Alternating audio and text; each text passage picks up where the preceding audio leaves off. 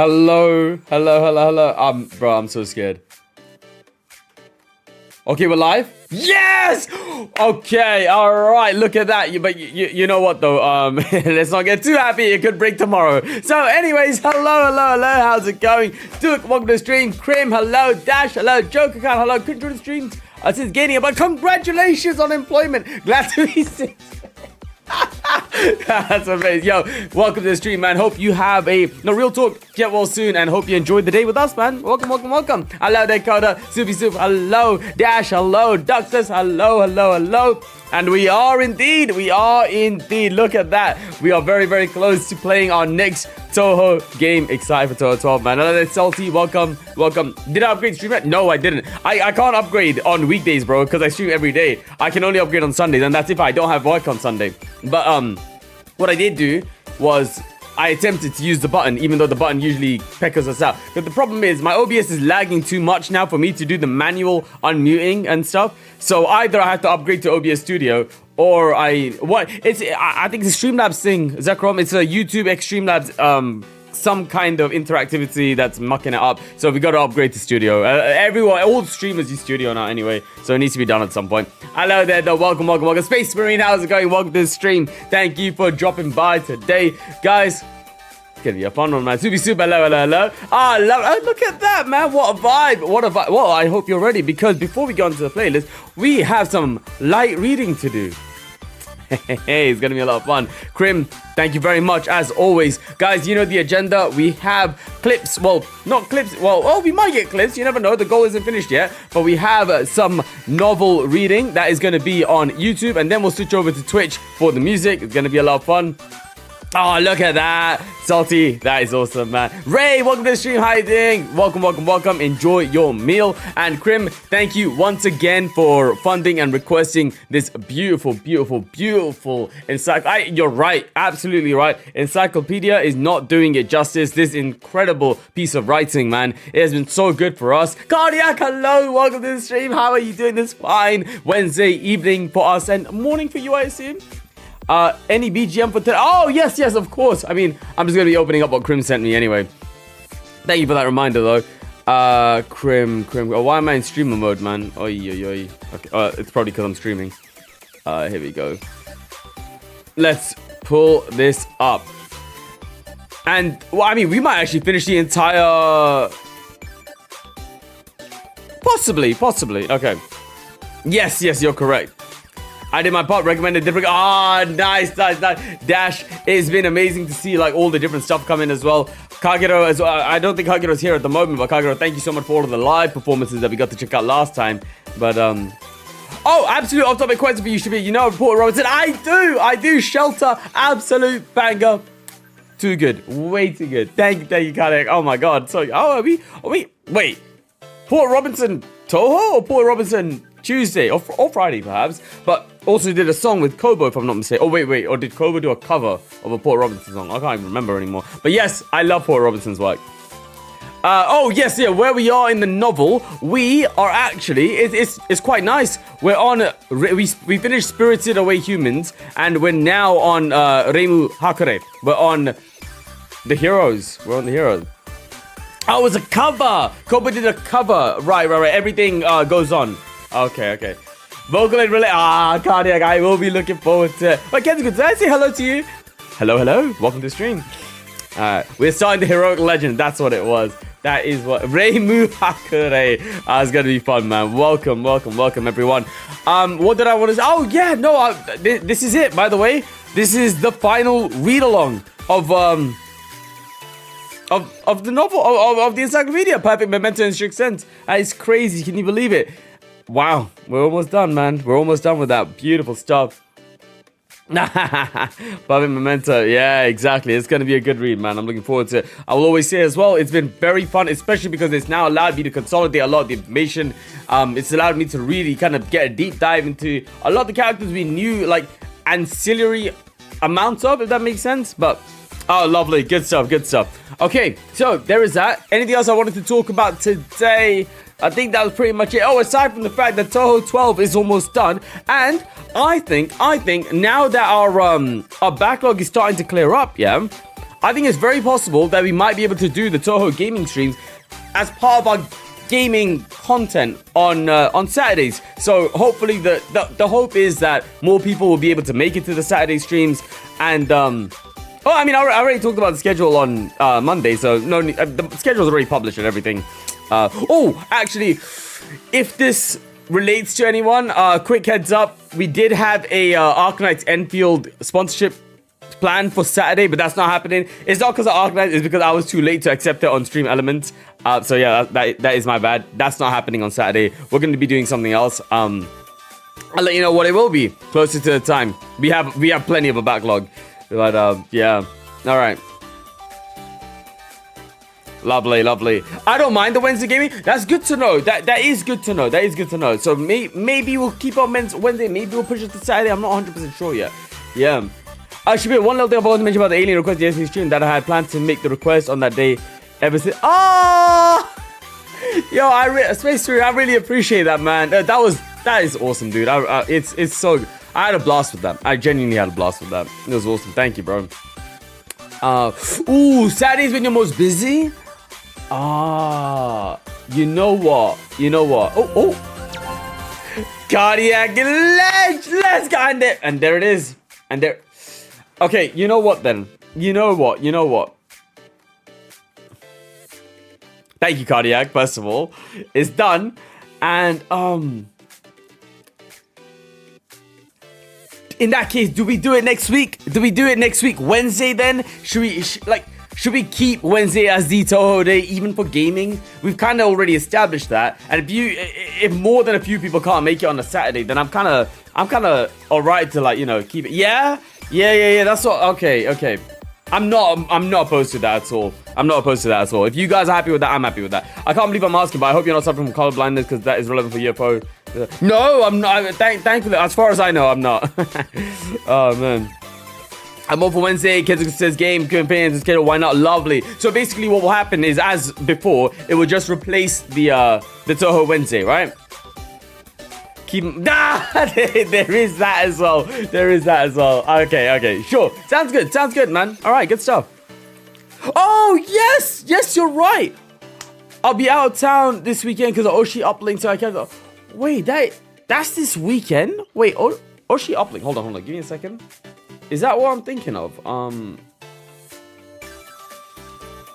Oh, right. Mad. Enjoy. Yo, go Shabir, have a great one, man. Enjoy it. Oh, goodness.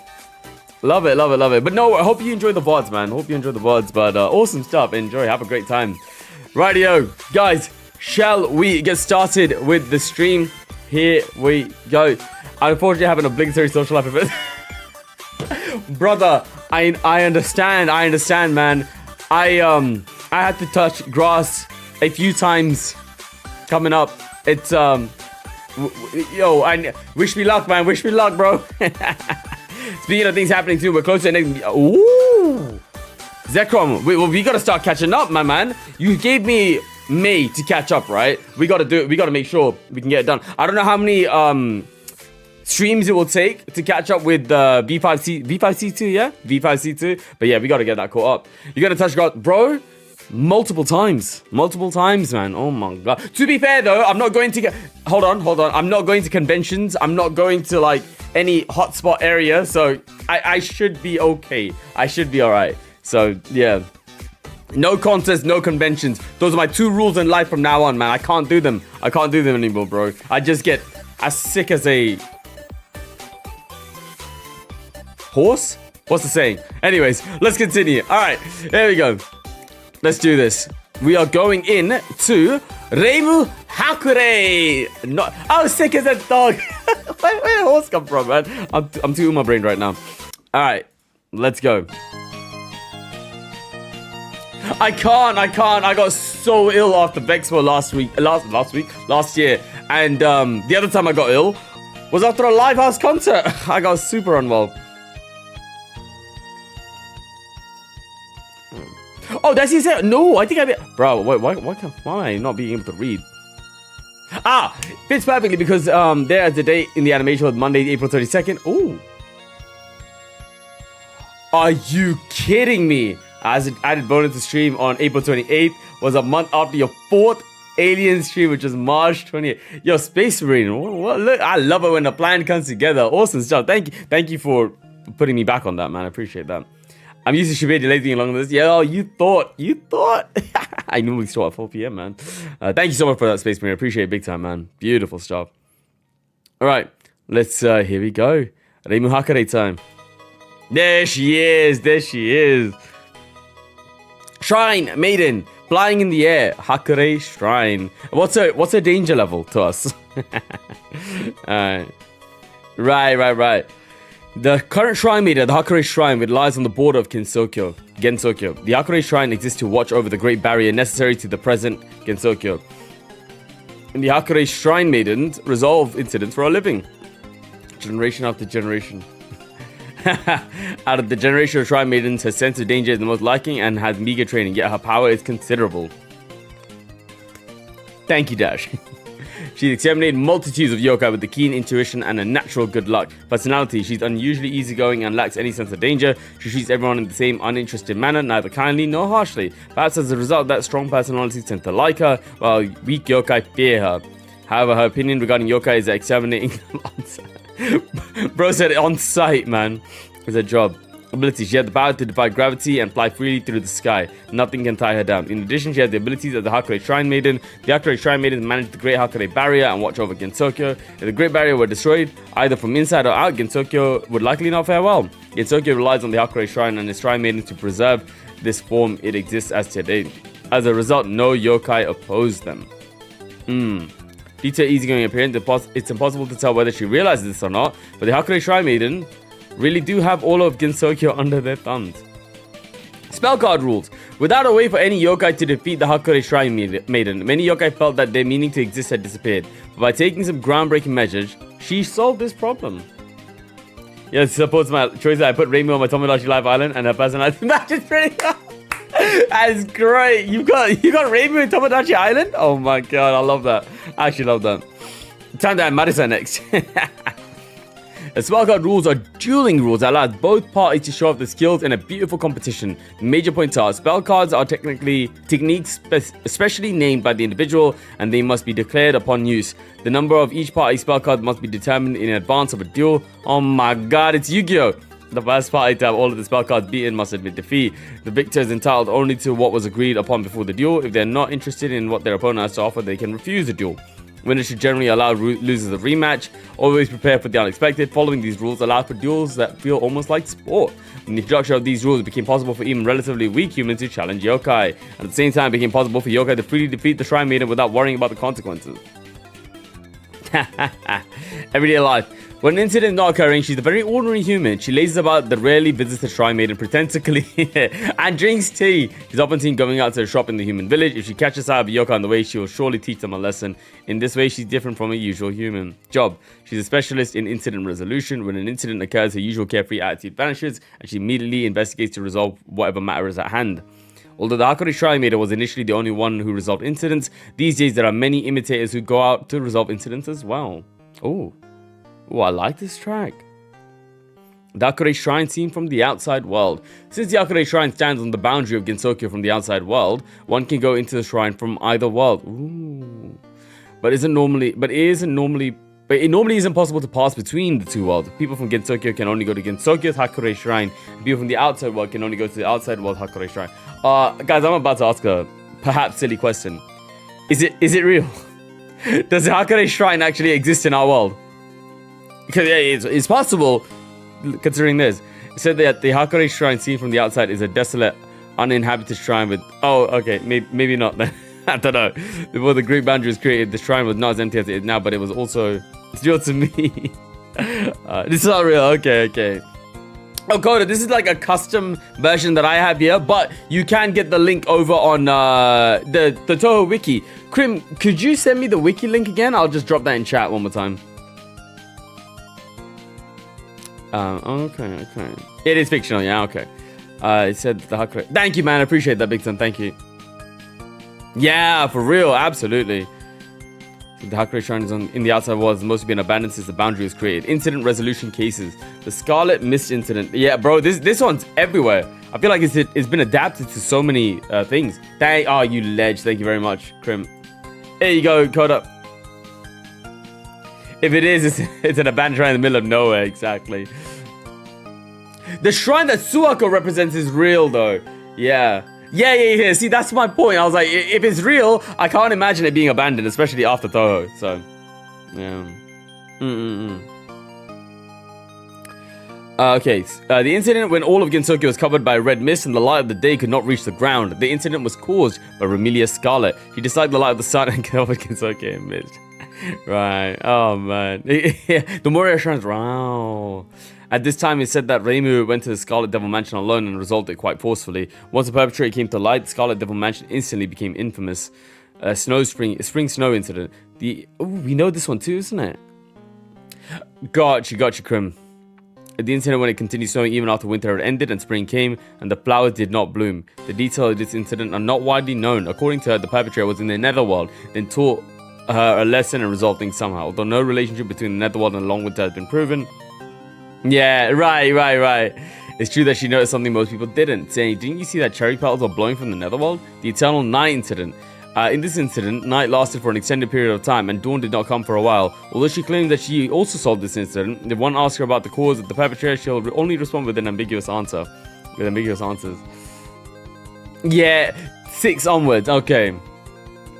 The Great Barrier incident of 6 years. The Great Barrier is composed of a stable boundary said to be one between fantasy and non-fantasy, but it is known that once every 6 years it undergoes a period of weakening. Okay. Recently, the second period of the cycle occurred, and a number of smaller incidents sprang up around Gensokyo. This is the sort of incident that would resolve itself somehow if left alone, but it seemed that she was ignorant of this fact and set out to solve it as usual. The vampire incident. Again? Originally attacking humans was the point of yokai's existence, but since the erection of the Great Barrier, it has become difficult for them to do so, and they've had to find sources of food outside of their normal choices. Consequently, the collective willpower of the yokai began to fall. It was into this situation that a powerful yokai from outside, a vampire, appeared and quickly amassed a great number of subordinates. In the end, the vampire was defeated through the efforts of the most powerful yokai. Who? And a settlement was read through a contract. Wait, was this before? Is this like a prequel? The number of prohibitions on the vampire activities. Some of the more willful yokai found these terms distasteful and entered into discussion with the Hakurei Shrine Maiden. Oh, I see. The Shrine Maiden. Okay, let's read on. Let's see. The Shrine Maiden, who was also tiring of an uneventful lifestyle, agreed to the yokai point of view that some battles were necessary. It is just Remilia. Okay, we had. Oh, okay. I was gonna say. I was like, interesting. Talking about this after the Scarlet incident. Okay, sure. It's Remilia's first time coming here. Okay, that makes more sense. Oh yeah, that should have just read ahead, man. The result, but thank you guys. The result of this was spell card rules, which allowed duelists to seemingly stake their individual lives in combat. It said that the Raucous, how do you say that word? Raucous Scarlet Mist incident caused by the vampire was the first time the spell card rules were put to use. Since then, the various incidents have occurred with moderate frequency that have no lasting effect. Right, got you. The game ends once the victor is decided, or the Shrine Maiden likes to have rematches until she wins. Yeah, that's like us. That's like one more try, bro. Because the card expected to survive on offerings. She may, right. She may even be more easygoing than most people. Incident means a phenomenon that affects all of Gensokyo and is of unknown cause. Typically, this is due to some yokai whimsy or the doings of a newcomer. It appears various other rules are also considered, but as the beauty and volume of Danmaku especially appeal to yokai women, they aren't as popular. Yeah, right. Oh, man. Ordinary magician. Marisa Kirisame. Let's go. I love that. Occupation, magician. Ability, use of magic. Residence, forest of magic. A very unusual magician who lives in the forest of magic. More specifically, magician is her occupation, but she is a human. She's clad in mostly black clothes, wears an enormous black cat, and can often be seen visiting the shrine. She usually doesn't appear much in the human village. She's the only daughter of the proprietor of the successful Kirisame second-hand shop. Wait, what? Not who I'm thinking of, right? Yeah, right. Not what's his name, bro? But appears she cut off all relationships with them. Okay. The forest isn't her only home. She also runs a general store, the Kirisame Magic Shop. Wow! Hey, she's a businesswoman. Let's go. Due to the difficulty of finding the store in the forest, the fact that nobody has any idea what she really deals with in the first place, you've already been seen actually working. Oh, shoot. Okay. Personality is condescending as if trying to make fools of others, so it would be hard to call her considerate, but she has a sophisticated side to her, and being with her tends to be interesting. Okay. Ability. She has the ability to use magic. She specializes primarily in heat and light magic. She likes to say, if it ain't magic if it ain't flashy. Denmark is all about firepower. Fire! Oh my god. The magic she uses it does appear flashy, but source is relatively simple. Bro, it just reminds me of what's her name from Genshin thing? Tamaya. They don't catch you. Yeah. Oh, hello there. Welcome. How's it going, Kaguya? Welcome to the stream. But she has to hunt for monster mushrooms to use as fuel, which only grow in the wild. Next, she has a peculiar way of preparing them that involves boiling them for several days in a concentrated soup. Okay. She'll create blends of many kinds of soup and dry them into a solid mass over the course of a few more days. At that point... Oh, right. Oh, perfect. At that point, they're ready for magical experimentation. She will run all sorts of experiments, including throwing the masses, heating them, or submerging them in mountain stream water. Very rarely, she'll discover a truly magical reaction in the course of these experiments. She'll record both failures and successes in her records, and begin gathering mushrooms again. Her magic is extremely flashy and indeed quite beautiful, but it's backed up by a considerable amount of her own effort, which she goes to great lengths never to show others. In other words, it's not unlike a gigantic fireworks show. Tamaya, bro! Hey! Still, it's quite unusual for a human to be able to use magic to this extent. She also said this is due to the effects of the forest and magic.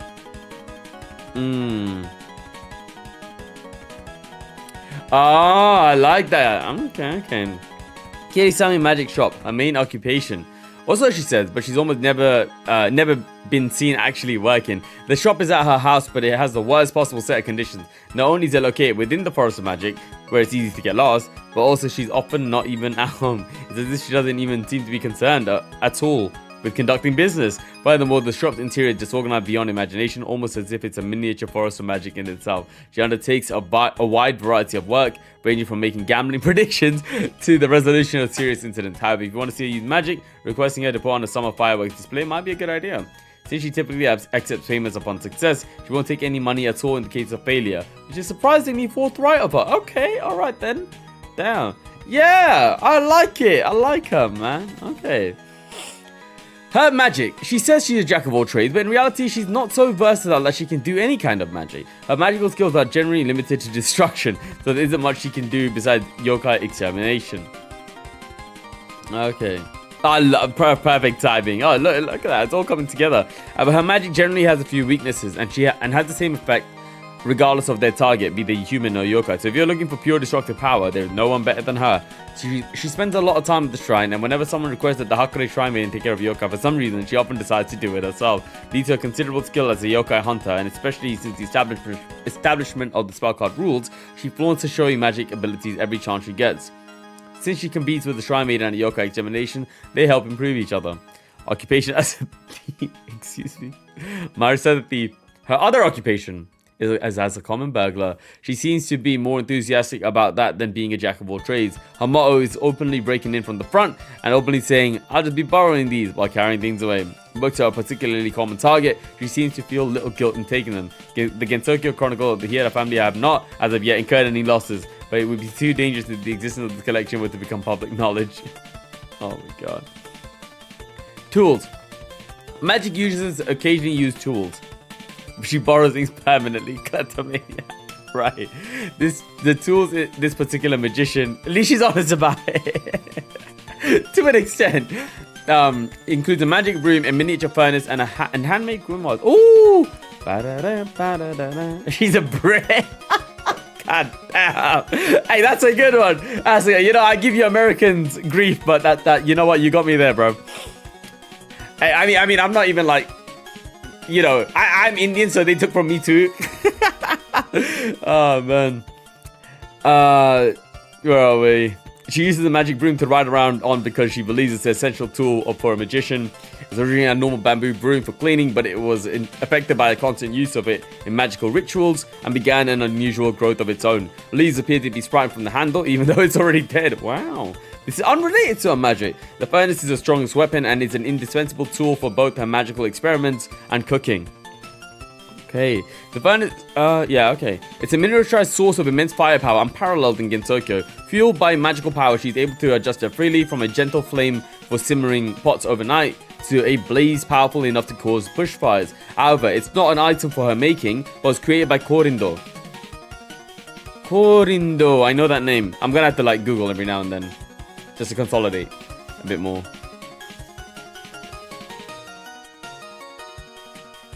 Oh. Rinnosuke's store. Rinnosuke's shop. Okay. The grimoires are a careful recording of the results of all of her magical experiments, regardless of their outcome. They're grimoires in name only, though. They're really just notebooks. Oh, man. She probably believes that magicians need to have books. In addition, she seems to have various other small implements that are hidden away in her skirt or hat. As this is the private matter. Oh, I see. The details aren't clear, but it may be related to the fact that the Kirisame family doesn't deal in magical items. Really? Okay. It's possible that in the future she may become a yokai magician again. Yokai magician. Oh, I see. Yeah, because you just study, isn't it? Among humans. Okay. It's only messing around until you write down a scientist's emerald. Oh, man. I love it. Marisa, she's smart, bro. Let her cook. Among humans, I think it's dangerous to hide things that explode when thrown. Oh, God. Sakuya, maid of the Scarlet Devil Mansion. Sakuya Izayoi, a human? Question mark? Occupation maid, manipulation of time, Scarlet Devil Mansion. The live-in maid at the Scarlet Devil Mansion. The only human who lives in the house where devils dwell. The leader of maids. Bro, I'm literally like, I've got my eyes on you. A mysterious girl who works in a place that normal humans don't dare approach. Nobody had ever seen her before she started working at the mansion. Furthermore, she is ever an ally of yokai and is cold-hearted towards human villagers who visit the mansion. It suggests that she might not be a human from Gensokyo, but rather one from the outside or a completely different world. And she has no close relation with anyone in the human village. She's still shrouded in mystery. However, while she does come to the village's shop, she radiates a sense of refinement and is never seen showing hostility towards other humans on such occasions. She has the ability to manipulate time. Zawardo! It is among the strongest abilities for a human to possess and is not something that can be learned through training. Manipulating time allows one to stop the flow of time and let only oneself move. To slow the flow of time and let oneself move at incredible speeds, or to increase the flow of time and change apple juice to apple cider. However, except in special cases, it is generally rather difficult to revert things that have already happened. Things that have been destroyed, burnt down, eaten, etc. cannot be returned to normal even if reversed. Reversing time only has an effect to the extent that things that have been moved return to their original position. Oh, I see. Effectively, you can say time cannot be reversed. In addition, her ability can be used to manipulate space as well. Slowing down time also means to contract space, and hastening the means to expand it. She uses this marvelous ability to perform a great many tasks such as cleaning, laundry, and cooking. As we all would, to be completely fair.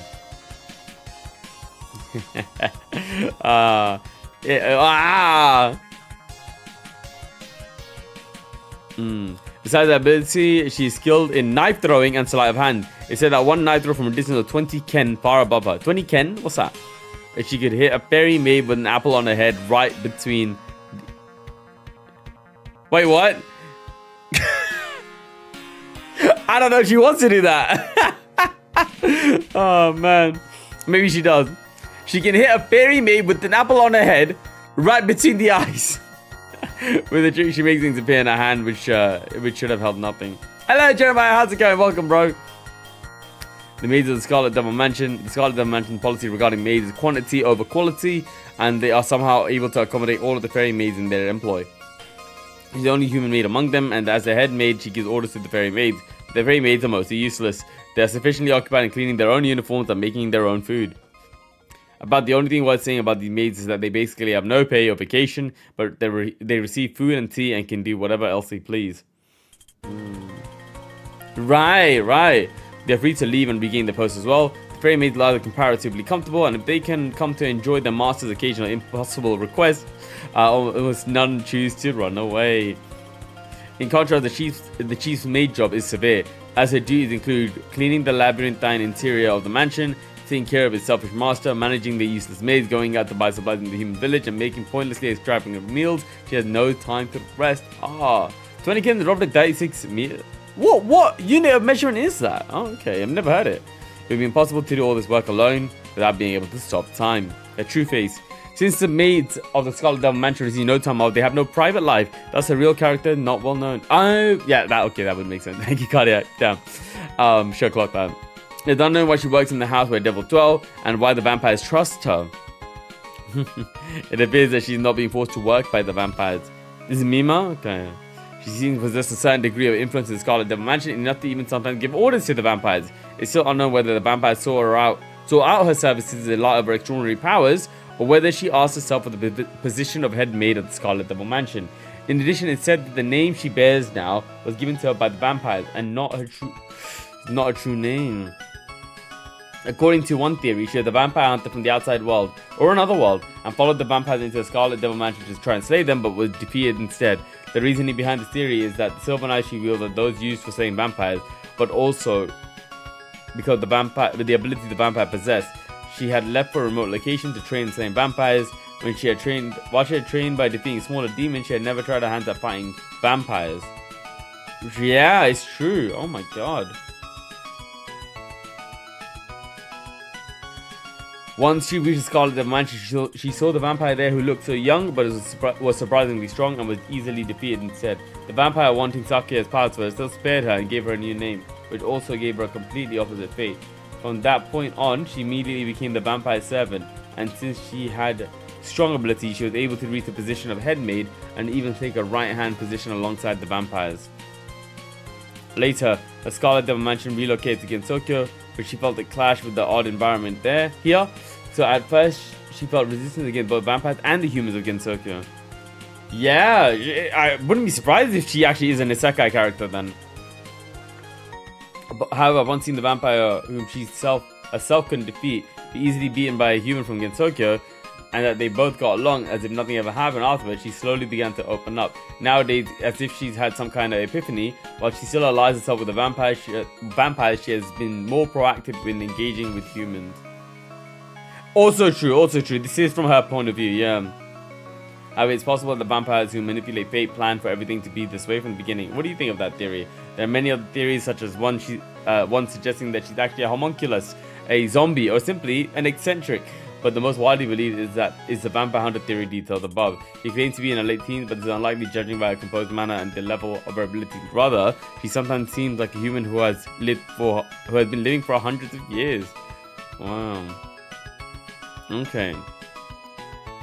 Though she appears to act outright hostile while at the Scarlet Devil Mansion, this is likely because she's acting in her capacity as security for the mansion. Please refrain from making occasional comments like that's because she can stop time. The existence doesn't really matter. The reality is that a head maid does most of the jobs. For example, the Netherworld, Higan, or the Moon Capital, from name analysis, fortune telling. She already has made trade contract with the vampires. Please see the section of vampires for more information. Also able to manipulate time. There he is, store owner of Korindo, Rinnosuke Morichika. Okay. Antique store shopkeeper, learning the name and utility of an item, Korindo. He's the owner of the Korindo, an antique store established at the entrance of the Forest of Magic. He's Korindo's sole employee. He's not exactly human, but rather a half human, half like Yomu, yeah? Even though well, let's see, because there are multiple types of yokai. Even though his lifespan is longer than those of normal humans, he's not very strong due to the lack of training. He previously worked at an antique store owned by the Kirisames, but he started a store on his own, believing that in order to make the most of his ability, he needed to deal with items that nobody knew how to use, not just common goods.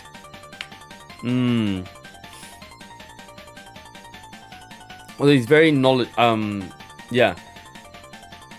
In items that nobody knows how to use, in other words, items from the outside world. Although he is very knowledgeable, he's prone to pondering by himself and not leaving the shop, as well as being cold even towards customers. By any standard, there's not a personality suited for conducting business. He has the ability to perceive the name and purpose of an item. Even if it's an item he has never seen before, just by looking at it, its name comes to his mind, and just by saying the name, he can imagine what the object's purpose is. Oh. Well, Krim, are you getting like shadow blocked from sending messages? What the hell, man? I guess like whatever you're trying to say has some kind of blacklisted word in there or something. I don't know. Ah, it's because you're linking an at. I think that's probably why. Zund Exika is caught in the. Ah, okay. Got you. Yeah, I don't think YouTube likes that, perhaps, unless you linked it. I don't know, man. Yeah, we can't even see it. Myself nor the mods can even see anything getting blocked there. It's just YouTube like hiding it from all of us. Make sure I've got live chat on as well, actually.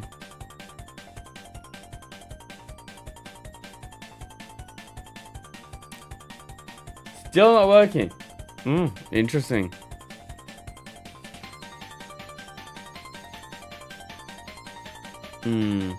Although this is an extremely suitable ability for an antique dealer, it does have one fatal weakness. He's unable to determine how to use an item. So you can say imagine what the purpose is, but you can't determine how to use it. Right. Because of that, you must find yourself how to make use of most items obtained at Korindo. But even so, there are some objects whose operation can't be understood and performed. By using those, it's possible to benefit from the superior technology of the outside world, but he refuses to sell most of the usable items. Basically, he's the only one benefiting from the technology of the outside world. Even though there's hardly a shop owner on the business, Korindo is still the only shop that deals with items from the other world. Because this, it has its regular customers. Korindo. Just beside the Forest of Magic, there is a disheveled and unsightly foreign-style building. That is Korindo. Rather than daily necessities, this shop deals in tools from the outside world, yokai items and netherworld articles. At Korindo, neither human nor yokai have been refused, so anyone can visit. A great number of items can be arranged haphazardly within the store, only comparable to a warehouse. Oh my, yeah, exactly, God, yeah. Aye. Since you wouldn't know what any of the items are used for, if something interests you, all you can do is inquire the shop owner about it. There are no prices listed and no way to know the market value, so buyer beware. And there's a large storeroom behind the store, and most of the items lying there are not for sale. Refusing to sell anything you find useful or interesting makes one wonder if he really has any business spirit at all. One of the features of Korindo and its owner. Common merchandise at Korindo. Heater. Even if you visit during winter, it's warm inside Korindo. To that extent, it's not just warm, but hot, and that's thanks to this heater. But given that its fuel is hard to obtain, it would not be useful even if you bought it. Personal computer, a Shikigami from the outside world. It said that given a simple order, they can gather information in an instant. They come in a variety of shapes, however not even the shop owner has successfully used one. Oh really? To be frank, this simply buying one would be useless. A cellular phone. Those are said to make it possible to converse with others from far away. The new version supposedly even allow one to communicate with one's ancestors in the netherworld. What? However, those two have not been successfully used as of yet. At most, they can only be used for throwing as a danmaku camera. They're similar to the cameras the Tengu carry. However, they are smaller and lighter than those. According to the shop owner, they are also apparently called digital cameras. No matter what you do, no photos come out of it. It's simply junk. Television. The box set can display the soul of distant scenes. Souls easily possess objects that display human form, so it might be useful as a container for spirits. A water filter. Yeah. A mysterious item that cleans water that passes through it. However, it gives the water a bad taste for some reason. Unpopular games consoles. Mysterious boxes said to be outside world toys. They seem to come in a variety of forms. Although the manner of playing is unknown, keeping them around like in Kemari has become popular. Too many outside world tools, you can't figure out how to use them by intuition alone. He has none. Just where did he get this fuel? As Shikigami are weak against water, computers are weak against it too. Horai pharmacist. Eirin Yagokoro. Okay. Makes sense. That does make sense. Medicine master, creating any kind of medicine. A-N-T. Taskederi. Alright. Hold on. Let me take a swig of water.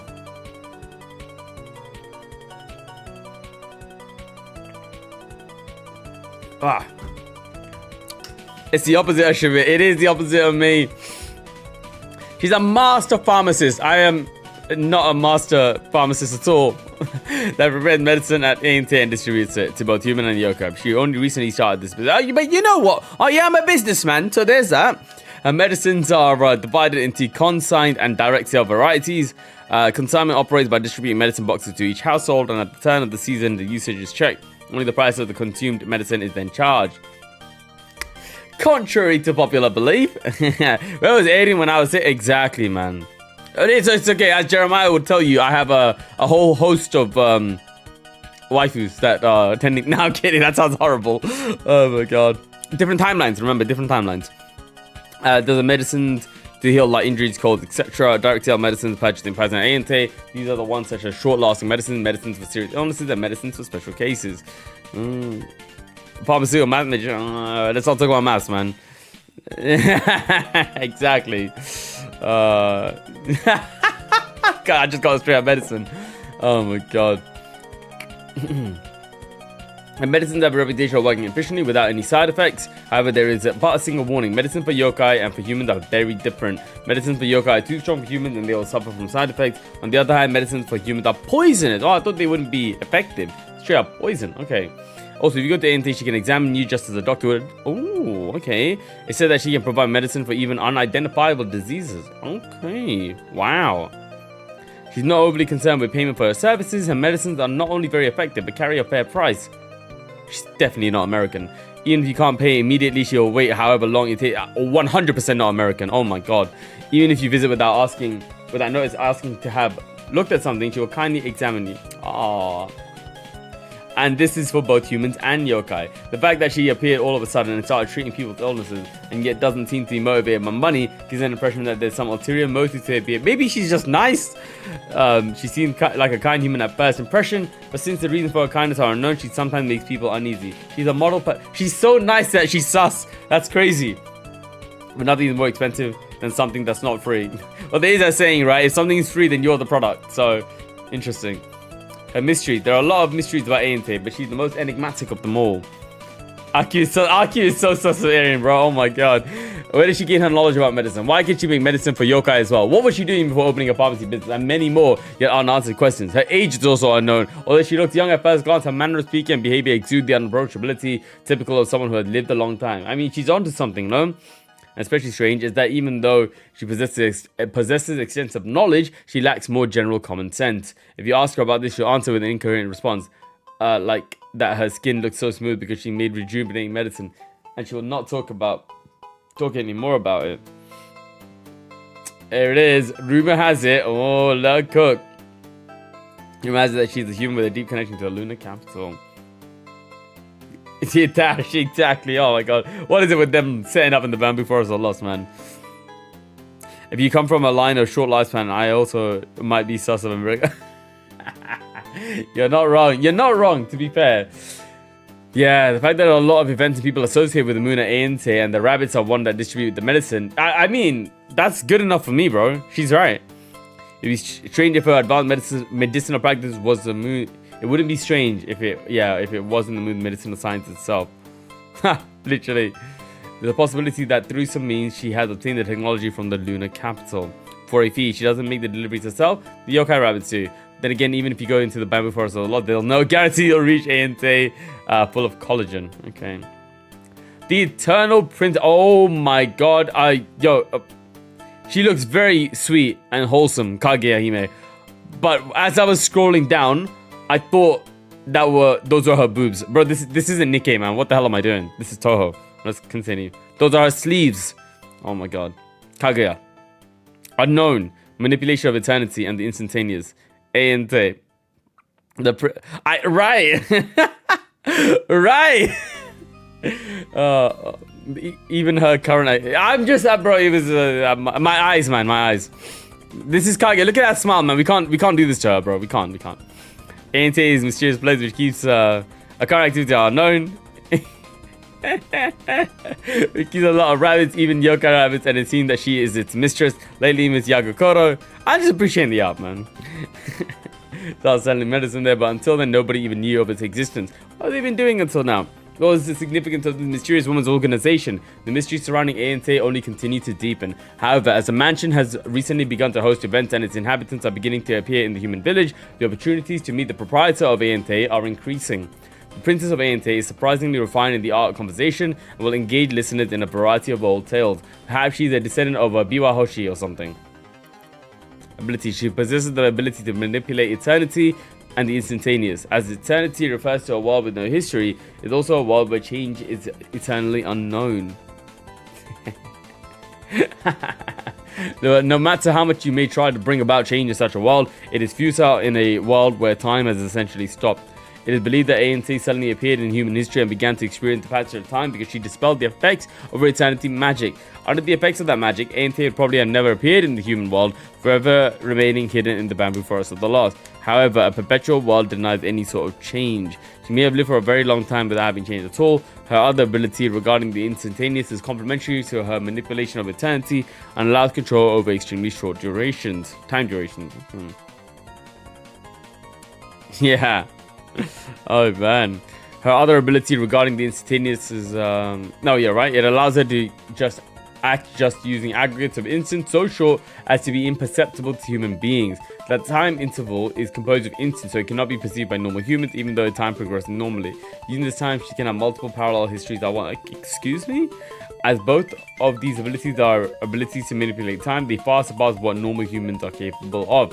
The Lunar Capital Exposition, or creation of the Lunar Capital. Okay.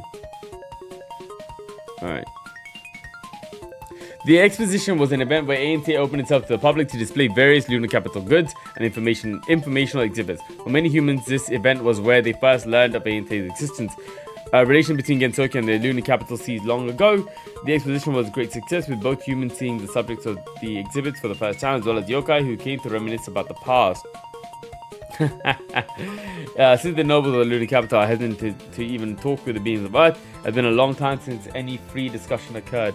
The sudden opening of the exhibition sent a shock throughout Gensokyo, and there were few whose interest it didn't capture. Most of the displays at the exhibition could be divided into three categories. The first is the classic category of amazing items, such as carriages that fly through the sky, garments that make the body light enough to float through the air, and the rabbit's mortars, etc. These exhibits allow viewers to imagine the life of nobles in the Lunar Capital. The next group, the military category, provided a stark contrast to the classics category. A Balkan cannon light enough to wield with one hand and a ultra small plank bomb. Oh my god. Tanks and rovers designed for the lunar surface and other modern weapons. Bloody hell, bruv. Maybe she's American. This gave viewers a glimpse of the incredibly advanced technology of the Lunar Capital. The final group, the academic category. Oh god. Because this is a document exhibits, the books of lunar history, divine medicine, mathematical philosophy, maths, and mad grimoires. Though the books were written on paper, they still use advanced technology. The pictures moved, solid forms would pop out the back pages, and unfamiliar words in the text would be explained in incredible detail if you simply touch them. Unfortunately, they were all written in Lunarian language and thus completely incomprehensible. As the exhibition was extremely popular, the proprietors announced their intention to hold it yearly. It happened that they're preparing some sort of stage in order to hold a performance next time. The manner of the speech is quite dated. Even its name House of Eternity implies this. Alright. Chi-Chi.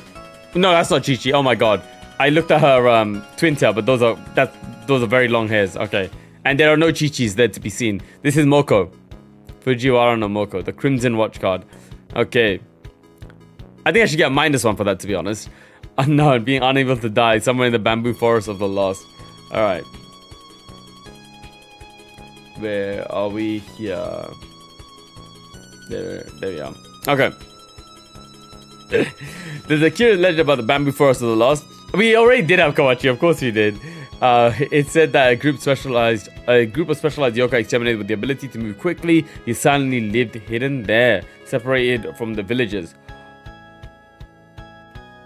Village hidden in the leaf. Ooh.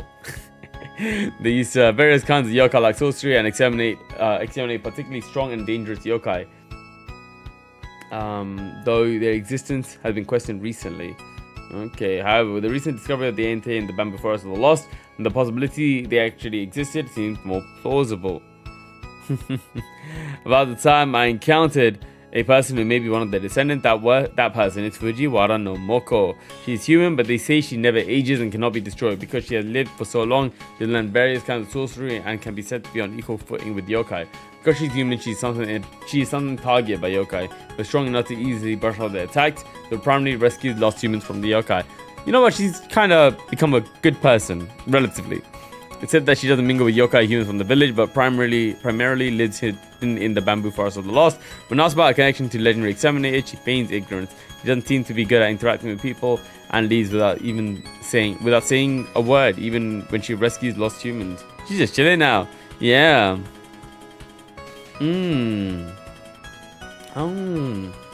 Ability. She possesses a body that doesn't age and cannot be destroyed. She is interesting. She is a so-called immortal. Her body heals unusually quickly, and even severe injuries will be completely healed in a matter of days. Yeah. Okay. It is said that humans can only achieve immortality by becoming a celestial, but somehow managed to become immortal through other means. She has begun appearing in public more often recently, but where has she been and what has she been doing until now?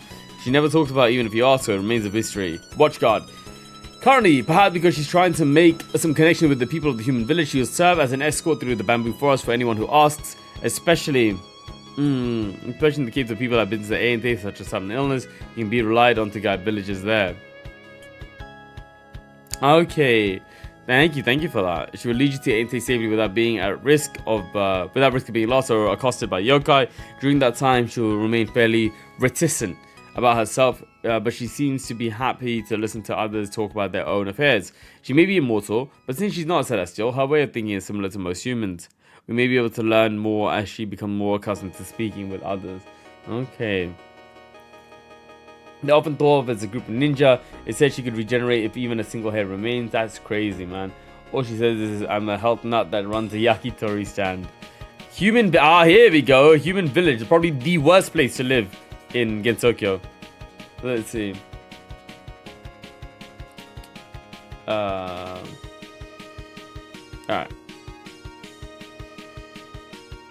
Threat level low.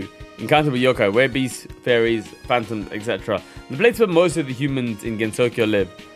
You're guaranteed safety. You're not. Yeah, mate, it's true. It's true, to be fair. The worst place. No, actually, you're right. The yokai can't eat you.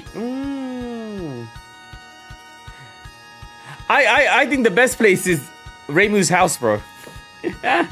Bro, next to Reimu at all times. Do you not think she'll protect you? It's in the right. So as long as you don't wander outside, then you're pretty okay. Yokai can't enter. Let's see. The place where most of the humans in Gensokyo live, although various yokai visit the village for many of the shops that cater towards them, they are rarely violent, so it's a relatively relaxed place. Interesting. No, you're right. Just her room. Yeah, stay in her room, bro. Oh man. She takes money. She takes your money and says bye-bye. Oh, man. For any outsider, Reimu's village shrine or the human village are your top priority to get to. Exactly. Right. In a bed? Oh, no. You know what? She might kill us herself, bro. Can't be all time unless she needs it. Oh, unless. Okay. Yeah, Reimu ain't letting us stay for too long, man. You're right. Okay. Because without humans to have belief in yokai, they cease to exist. And so as a yokai is counterintuitive to kill them all. You need to kill just a normal amount of them to make them still believe in you and fear you. Okay, I see. The cycle of yokai and humans. Hey, hello there. Welcome to the stream. Woo. Wait, there's a CD track for this specifically? Is that... this is, Aku... Is it this? Because this is Aku's, score, but... That's why only the Spirited Away... Oh, man. Imagine that. You get Isekai, or I guess Spirited Away, and you're like, oh, I can finally start a new life.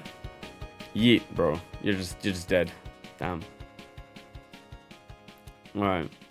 Just like overfishing, except we're human. Oh man. Oh, it's not this one. Okay. All right. Everything necessary for human life is supplied here. Moreover, there are also humans who work as yokai exterminate. It is possible to lead a safe life here. As to why there are no attacks on the human village, the truth is that it is under the protection of the yokai sages. Okay. As long as the humans don't leave the village, they won't meet. You know what though? Not bad. Unless you want a yokai waifu, then it's a bit GG. But they could visit safely. Maybe it is a good place to live, man. Damn. I'm reconsidering a lot of things now. Even if you were to meet a yokai in the village, you should greet them as if they were your elder or potential wife. Okay. Moreover, while many shops are kept open surprisingly late at night, that is often when there are for the exclusive use of yokai. Many yokai are active at night. Such stores are quite prosperous. Said that yokai are good customers. It is also a common occurrence for humans and yokai to enjoy music in the particular. I'm surprised there's like not an entire generation of half humans, half yokai now, man. Yeah, right. Of course, the Hiera family lives here as well. If the humans are Gensokyo parents, the yokai would also be in trouble. There's a high possibility that they are your seniors. Okay. I completely take back what I said, bro. Pretty decent place. Hakurei Shrine. Low. None, supposedly. Yeah, that is true. In fact, you're probably more at risk from humans than yokai then. On the eastern edge of Gensokyo. I love that. Oh my god. This shrine exists on the border between the outside world and Gensokyo. All of Gensokyo can be seen from this shrine, famous for having the most beautiful cherry blossom trees. The Hakurei Shrine Maiden, who specializes in incident resolution, lives here. He watches over Gensokyo from here. When incident arises, she'll go out immediately and is certainly caused. It's said that she resolved the recent Scarlet Mist incident. Although yokai aren't supposed to come near the shrine, recently it's been rumored to have become a den of yokai, and so humans have stopped approaching.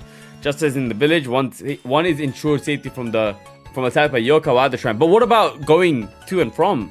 However, as a part between the shrine and the village is an animal trail pause visit. Okay, yeah, there it is. Safety cannot be guaranteed. Alright, yep. This has always prevented people from visiting the shrine to worship. No, bro, Reimu would get so much money then if she would just like protect the passage, the pathway. But I guess that's easier said than done.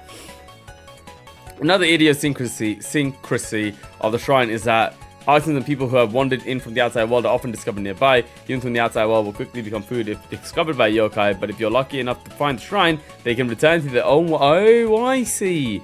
Many of the items from the outside world are mysterious and are popular among humans and yokai alike. But there's a reason many collectors like to gather around the shrine. However, it's said that the purpose of the most of the discovered objects is unknown. To be accurate, the place where this shrine exists is not Gensokyo. It's said that humans who don't want to return to the outside have increased in number lately. In case they're allowed to live in the human village.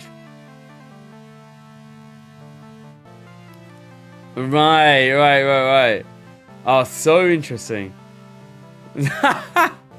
Korindo. Okay. Hello, various. If you go towards the forest of magic from the human village, you'll see a strange building. This building is the antique store, Korindo. There are piles of unidentifiable items, both inside and outside, so it's so quiet and gloomy that it's hard to tell if the shop is even supposed to be open for business. This is the sole shop in all Gensokyo that deals with the outside world, yokai, netherworld, and magic items. Adoption 16.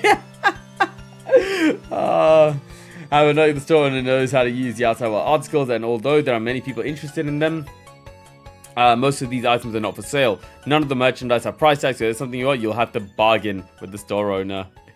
And besides, many other outside world items are frequently out of stock, so if you miss a chance to buy something, it's impossible to tell where another is going to arrive.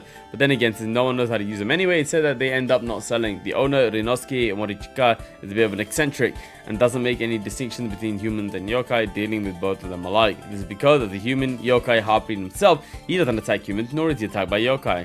The road from the human village to Korindo is somewhat long, and yokai will appear often, making shopping trips difficult. There are many surprisingly interesting items here, though. However, if you don't interrupt the owner's stories, he will likely never stop. That the owner is actually collecting himself and thus isn't interested in selling most of them. It's strictly a rumor. Okay, maybe because of personality. Misty like medium. Fairies and yokai living by the lake. The yokai at the Scarlet Devil Mansion. At the foot of the yokai mountain, where humans don't usually go near, there's a big lake. During the day, the vicinity of this lake is shrouded in misty.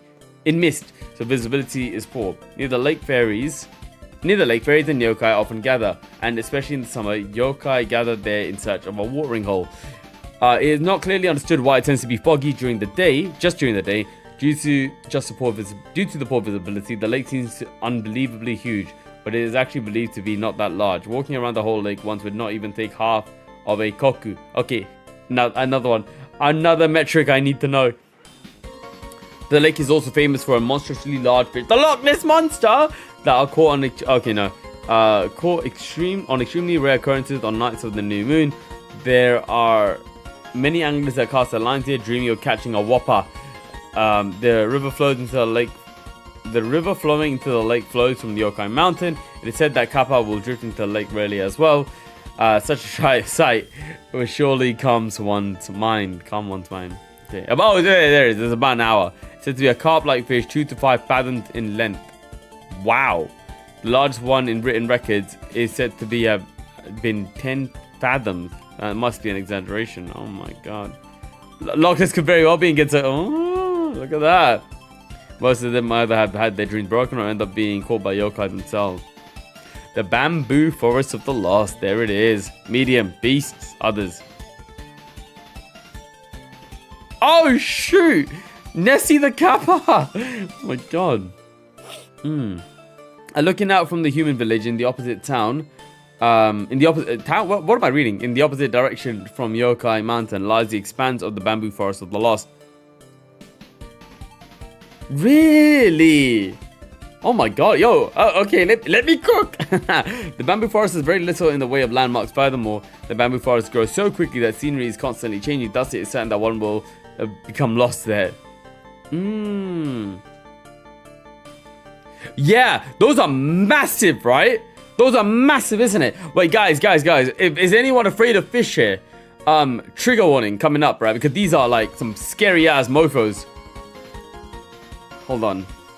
I'm actually afraid of fish, by the way. Trigger warning for me, bruv.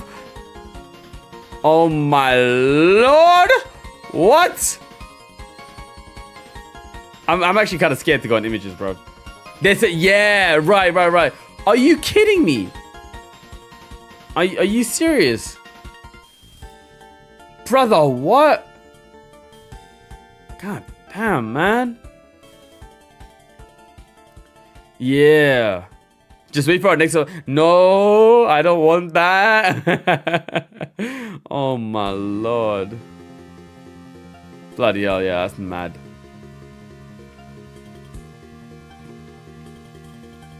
Okay.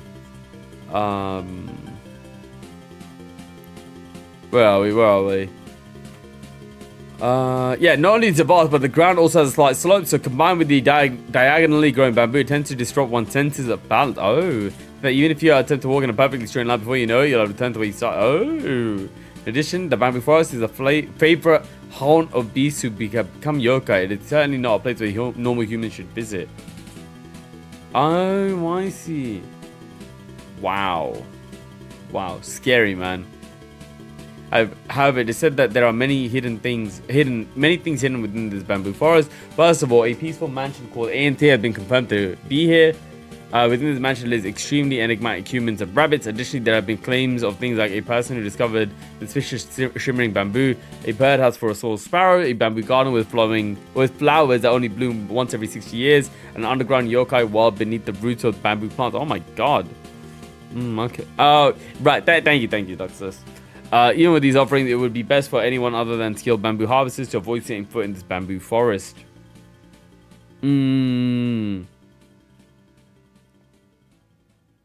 Gotcha. Though the bamboo shoots are delicious, there's very little credibility, and in any case, there's no way to confirm this. For the forest of magic, threat level medium. Encounter with yokai, beasts, magicians. The most humid place in Gensokyo, this primeval forest that humans rarely step foot into is the forest of magic. The path from the human forest of magic, yeah. Path from the human village is relatively easy, but the forest environment is extremely ill-suited to human life. With the spores of monster mushrooms dancing about in midair, even breathing here would be hazardous to the health of a normal human. Damn. Oh, have a great one. Take it easy, Zekrom. Have a great one. Thank you for dropping by, bro. Oh, we see it. Oh my god, that's Aki. This is where Marisa and Alice. Oh, yeah, right. Another unique feature of the forest is that even typical yokai find the place discomforting and many refrain from entering. For that reason, if one can stand the noxious miasma that the monster's mushrooms emit, then on the contrary, it would be both a safe and secretive place to seclude oneself. Almost no sunlight reaches the ground of the forest, making it dark and damp. Therefore, mushrooms grow endlessly here. There are mushrooms here that can be used for food for humans who can withstand them, but they don't look very appealing. Although there are a relatively high number of mushrooms with hallucinogenic properties, the reason why it's called the magical forest of magic is in the first place is because of the wide number of hallucinogenic mushrooms growing there. Simply being near them will make hallucinations appear as if one was entranced by magic. Damn, you get high just by standing there. In addition, for the sake of increasing the magical power with these hallucinogenic mushrooms, many magicians live in these forests. Yeah. The Gensokyo is not that big. There's not much need to bother with place names. Usually, if you mention a forest, it's a forest of magic. If you talk about a village, it's a human village. If you talk about a mountain, it refers to Yokai Mountain. But wait, isn't there a bamboo forest though? There's 2 forests! Oh man. Right. That's crazy. Alright. But it's like... Oh my god, I disconnected my headphones. You know what? It's fair enough. It's like regular ass forest, bamboo forest. You're not wrong. Yokai Mountain. Threat level high. Oh shoot. I feel like that's such an interesting one to make that note. Like if Aki said it for the village, totally boy. For the shrine, well, even the shrine now. Yeah. Maybe all of... Oh! Maris is just high and is just imagining the entire thing. Alright, Tengu, Kappa. A place where a great number of yokai settled in long before the time. Man, Yokai Mountain. Ordinarily, if someone just says the mountain, they're referring to Yokai Mountain. The yokai living there have developed their own distinct society, separate from the humans and the yokai living in the foothills, upholding one corner of Gensokyo's power balance. In particular, the Tengu and Kappa on the mountain have developed technology comparable to or greater than the outside world. As such, there are no yokai that would invade this mountain. The mountain yokai's camaraderie is stronger than that of any other group in Gensokyo. With advanced technology, their daily life is futuristic and bountiful. However, because of the strong internal cohesion, their resistance towards outsiders can be quite formidable. Especially they are especially merciless towards trespassers and will chase them away with all their might, no matter who they may be. Because this, the actual state of affairs in the mountain is mostly a mystery. Rumors say that within the mountain exists a large hollow cavity where a futuristic utopia, just like the outside. That's pretty sick. I want to go. I want to give it a shot. In that place, the sun's light shines all day long. An automated factory produces the necessary items to meet the needs of everyday life, and the yokai drink sake while reading the newspaper and discussing the news, living blissfully. Within this hollow cavity, the forbidden act of opening a hole that connects to the outside world, where the boundaries perpetrated, so other yokai and humans are not allowed to enter. At least that is what they say. The technology includes photography, printing, and publication. The kappas work with iron and steel, and so are skilled in crafting tools. If one reads the Tengu newspaper, one gets the feeling that this rumor isn't entirely baseless. The road of liminality. Okay. Low Phantom goes to Sandu River, located on the other side of the mountain, but you must travel down. Excuse me. Come down a certain road before you get there. Great track. It's the road of liminality. If you don't go down this road, you can't reach the Sandu River. And walk this road while still alive, but mainly it is the dead who travel it on their way to the river. Ooh.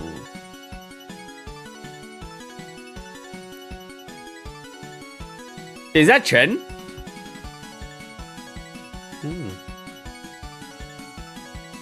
One might think that surely a road traveled by the dead would be a lonely place, but this is not true at all. A number of stands catering to the dead are lined up alongside it, and it's just as busy if it were... Wow, yeah, hey look, I'm remembering! Nice. Just as busy as if it were a shrine festival. Living people who like festivals often come here as well. As to why the road the dead travel on would have stands along it, the finances of hell had reached the point where hell can... Oh, bro, they monetized the road? Oh, that's crazy. Imagine Reimu did that to her Hakurei shrine. To her shrine. You know what, Reimu, take notes, bro. Take notes. to open stands along the road of liminality in an attempt to earn some more money. As a result, hell can receive some money even from the dead who aren't going there and from the living. Yeah. Okay. However, those who run stand are all criminals were sentenced to hell, so it said many fall victims to their trick. Hell is desperate, bruh. The dead go through cashing or soul candy stores. Sometimes the dead will remember the good time they had while living and retrace their steps to return to life. As soon as they're discovered and sent back to hell, it seems to be something like a graduation test from hell. Oh, okay. Sanzu River. On the other side of the mountain, you get to the well-known river separating this world and the next. Gensokyo is on the side of the living, and Higan is on the opposite bank. Okay, many extinct fish inhabit the river, but it said they're all phantoms. Unfortunately, you cannot catch any of them. The river is enveloped in a deep mist. Yo, Jeremy, bro, have you seen our schedule, mate? There's a way to request things, and if you want to request, you can check out SPONSA, man. But yeah, we've got a lot on the menu, bro. I stream every single day of the week, brother. But yeah, all right. If you want, there's a way for you to request it, man. There's a way for you to request it. You gotta get in line. Gotta get in line, bro.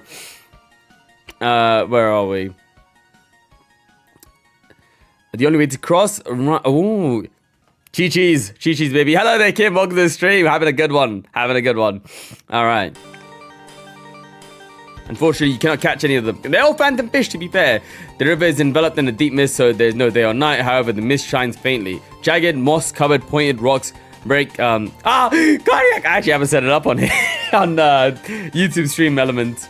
No, it's only Twitch. No wonder everyone likes Twitch these days, man. Our Twitch is kind of growing nicely. Hello there, Ninja. Welcome to the stream. How's it going, man? Lending to the otherworldly environment. Where are we? Since it's impossible to swim across. No, I gotta get that set up on stream elements, to be fair. That is my bad. The only way to cross the river is a Shinigami's boat. However, the Shinigami charge exorbitant fees for their services, so realistically, the living cannot cross. Once you cross the river, you cannot return until your next life. Likely, no one has ever crossed while still alive. Okay. Likely, no one has ever crossed while still alive. The river barely flows at all, so it's a quiet, almost silent place. Sometimes you can hear the cheerful songs of Shinigami, but no other living thing can be heard. Strangely, even as their boats travel over the water itself makes no sound. Okay. Oh! Thank you very much, Anonymous. Appreciate it big time. Incidentally, the place where the river flows is in Gensokyo, but you can get there from Gensokyo, so I'm introducing it here. Have a great one, Kim. Take it easy. For some reason, your body won't float in the water, so you can't swim. Every boat sinks except Shinigami's. Okay.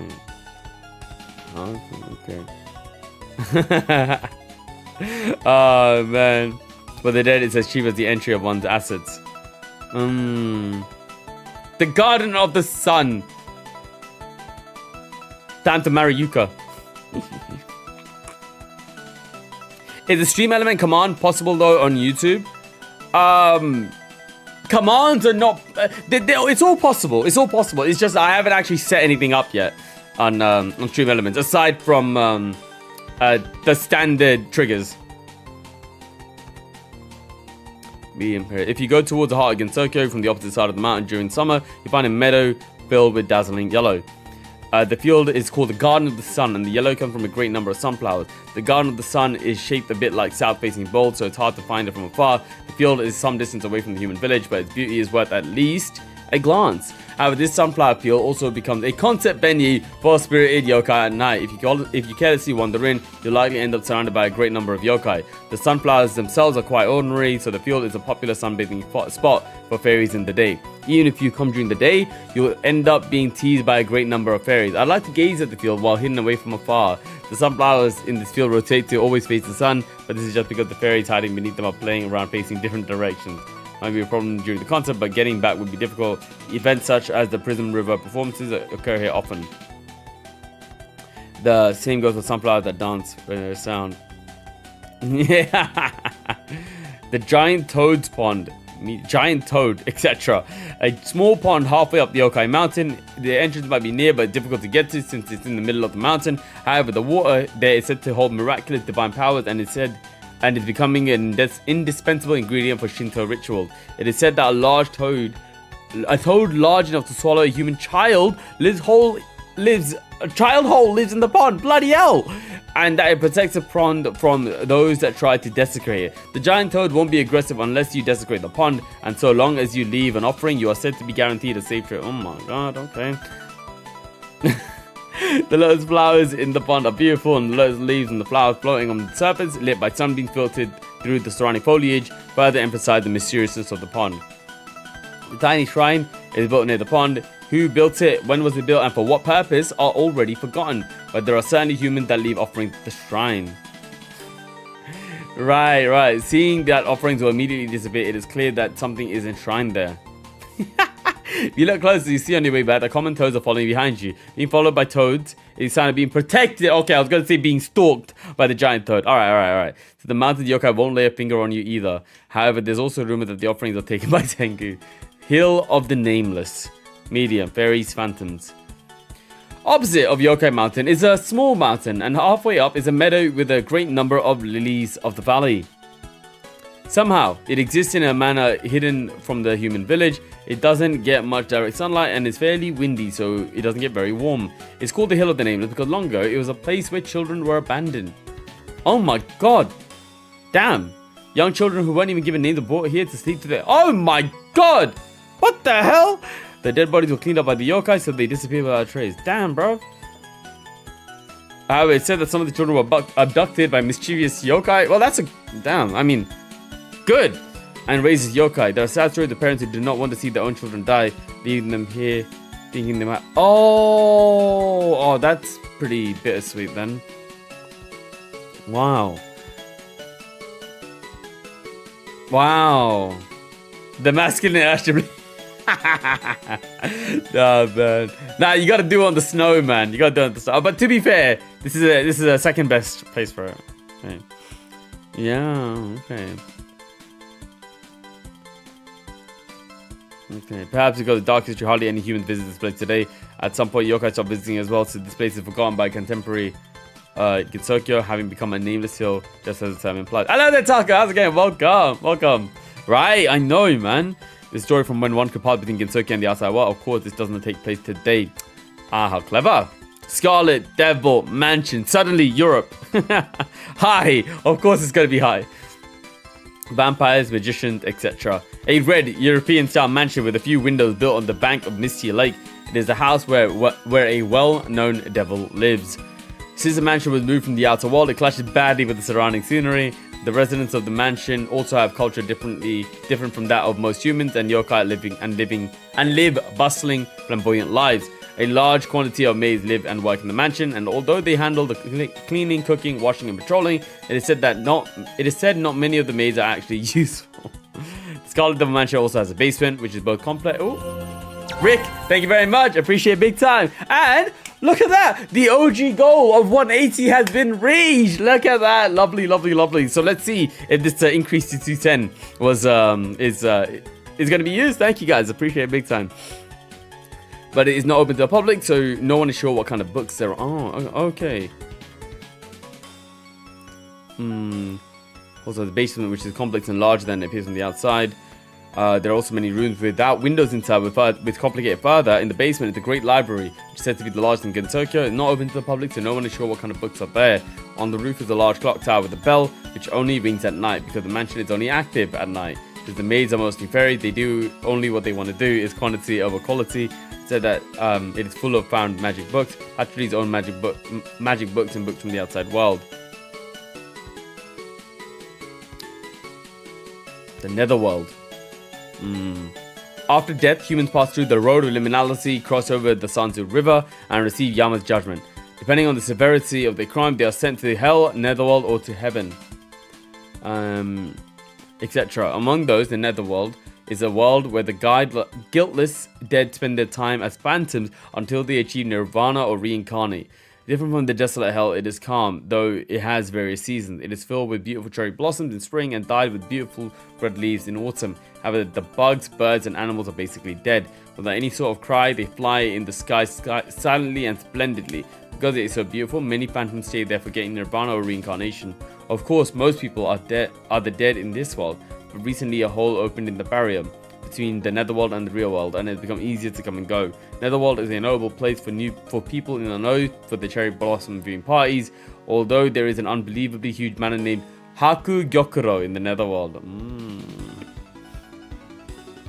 It is a beautiful structure surrounded by walls and stairs using designs from the continent, and has a Japanese-style residence and a Zen garden at its highest level. Damn. Upon Nirvana, one can go to heaven, but heaven is already full, so I hear that Nirvana is restricted now. Damn! Heaven has a server cap? That's crazy. Hakugyokuro. Alright. Hi, phantoms, ghosts, etc. In the netherworld is a mansion with the manor with a vast garden called the Hakugyokuro. It is a home of the Saigyoji family, and in its garden are right. I need to know more about them. I need to learn more about them now. Cherry tree. The garden, which is typically open to the public, is often full of phantoms. Come to admire its graceful beauty.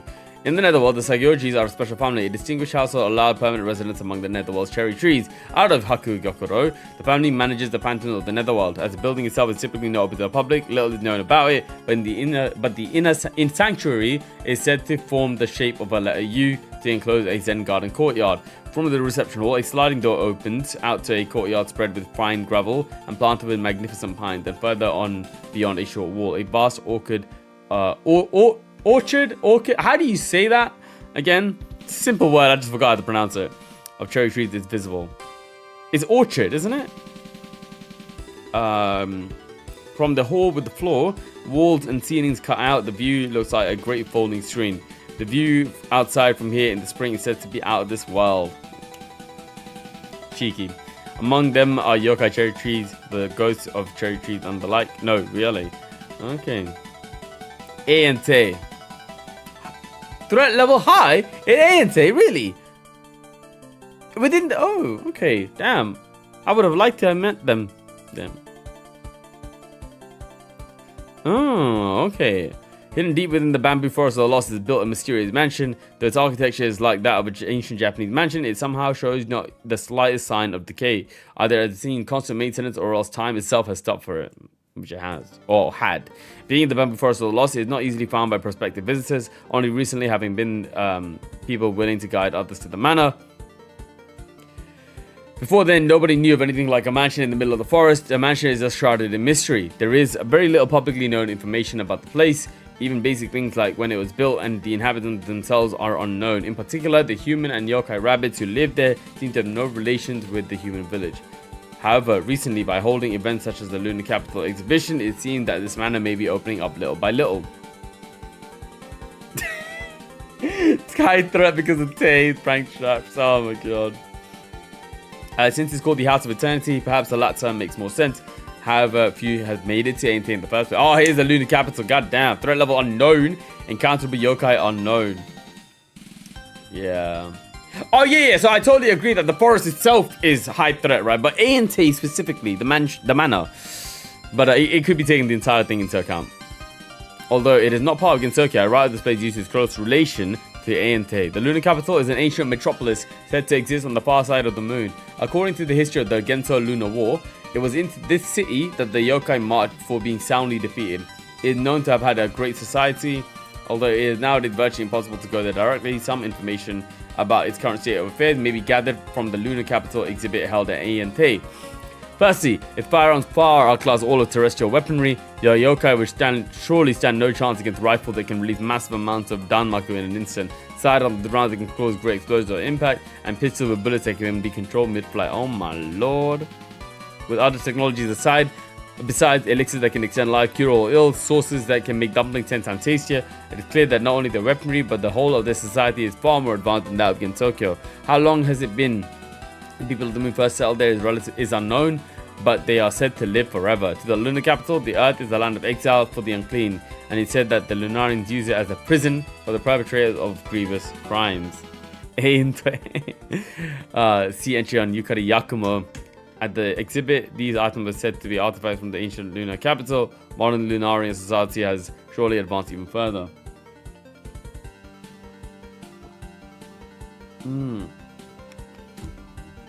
Road of reconsideration. Hi, phantom ghosts, etc. Okay. A small road can be found by going through and beyond the Forest of Magic. Proceed along this road, and one would arrive at Muenzuka. When autumn comes around, the road becomes completely covered with red spider lilies, dyeing the road a deep red. Oh my god. Muenzuka is the graveyard for those without relatives and those who commit suicide in the outside world. Oh. And many end up in this place after wandering aimlessly. This area is at the furthest outskirts of Gensokyo, where humans do not approach, for it can easily connect the outside world at any time. As those who consider suicide walk along this path, when it is covered with red spider lilies, the toxins swirl around their bodies and something wondrous yet unpleasant takes place. They will to survival, but oh! I thought it's the opposite. That's good. Shite. When they're deciding to try once more, they will return. They'll turn and retrace their steps. Okay, well that is why it's called the road of reconsideration, not consideration. Oh. The read the quite frankly option music CD stories that written connected to the, really? Oh my god. So not the oh my god, I forgot the name. Not the novel that we'd read prior, right? Not that one. Oh, okay. There's something else. Dolls in Pseudo Paradise. Oh, okay, okay. Interesting. Noted, noted, noted.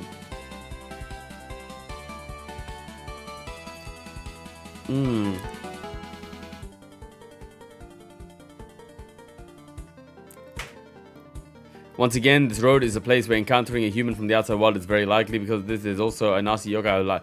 There's also a nasty yoga line. Wait, hoping for a oh no, they're already considering killing themselves, man. Goddamn.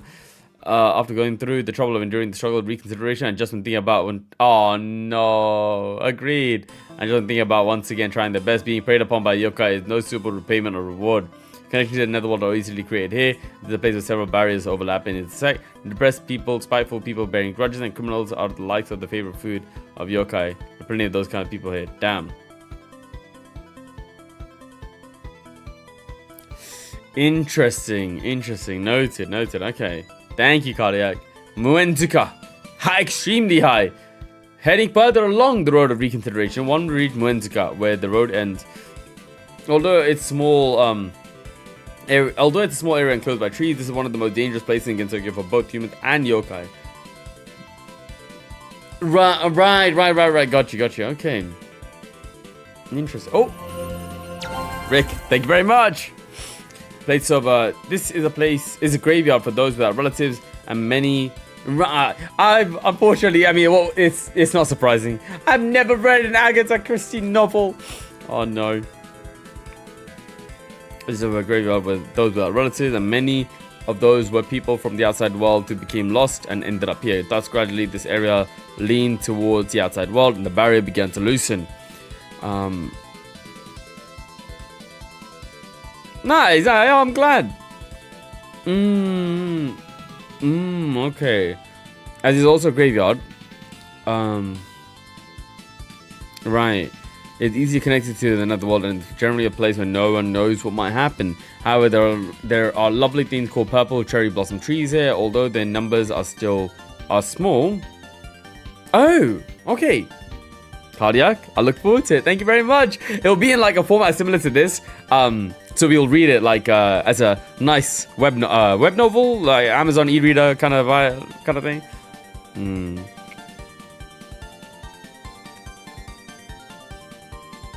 Okay. When the flowers of these cherry blossoms fall, the seeds of Muenzuka will be released from the hesitation and finally progress to the road of liminality. The purple cherry blossom purify the soul of Muenzuka, and once per year bloom to sever all hesitation. Even for Gensokyo, these are quite peculiar yokai cherry trees. Those flower petals that drop by ones and twos create a slight reminiscent of Muenzuka itself weeping, an illusion that will beguile any viewer.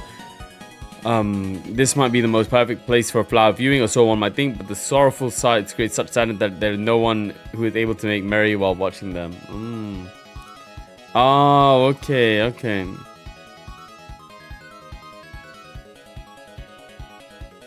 Buy mangas as well? Right. Got you. Wait, Koda, what are you trying to find? Like this specific chapter, or like this specific format? of the novel. Normally the barriers do not accept, but that is happening here for the streets and maintaining to one's presence. Oh, okay. I mean, in terms of the format, this is like this is a Velo City special. This is just custom template stuff, but you won't be able to find it on the internet. But the chapters should be on the wiki that I sent, that Krim sent. Higan. All right. The other side of the Sanzu River. Obviously, Higan is not part of Gensokyo, but I'll introduce you here anyway. In contrast to the Netherworld, where the living can come and leave relatively easy, the living cannot go to Higan because of the Sanzu River. Higan is an endless flower garden with no night, day, or season, just gentle warm light that envelops the area. All people do here is await the Yama's judgment. Yeah. So Krim did an incredible job, like, you know, getting all the text written into a text document, and then I just put it into the template, and it whipped this up. Yeah. They don't sleep, eat, or talk. All they do is wait. And by doing so, they realize that they are dead. It's okay if you are sent to the Netherworld, but if you descend into hell, you'll temporarily lead the circle of transmigration and won't be able to enjoy the size of cherry blossoms and taste this taste of sake. Okay. Nice. Yo, Kaguya, if you have a... Oh, I mean, I guess it could be this, right? It could be this, or whatever playlist that you've formulated for that would be awesome. That'd be pretty sick.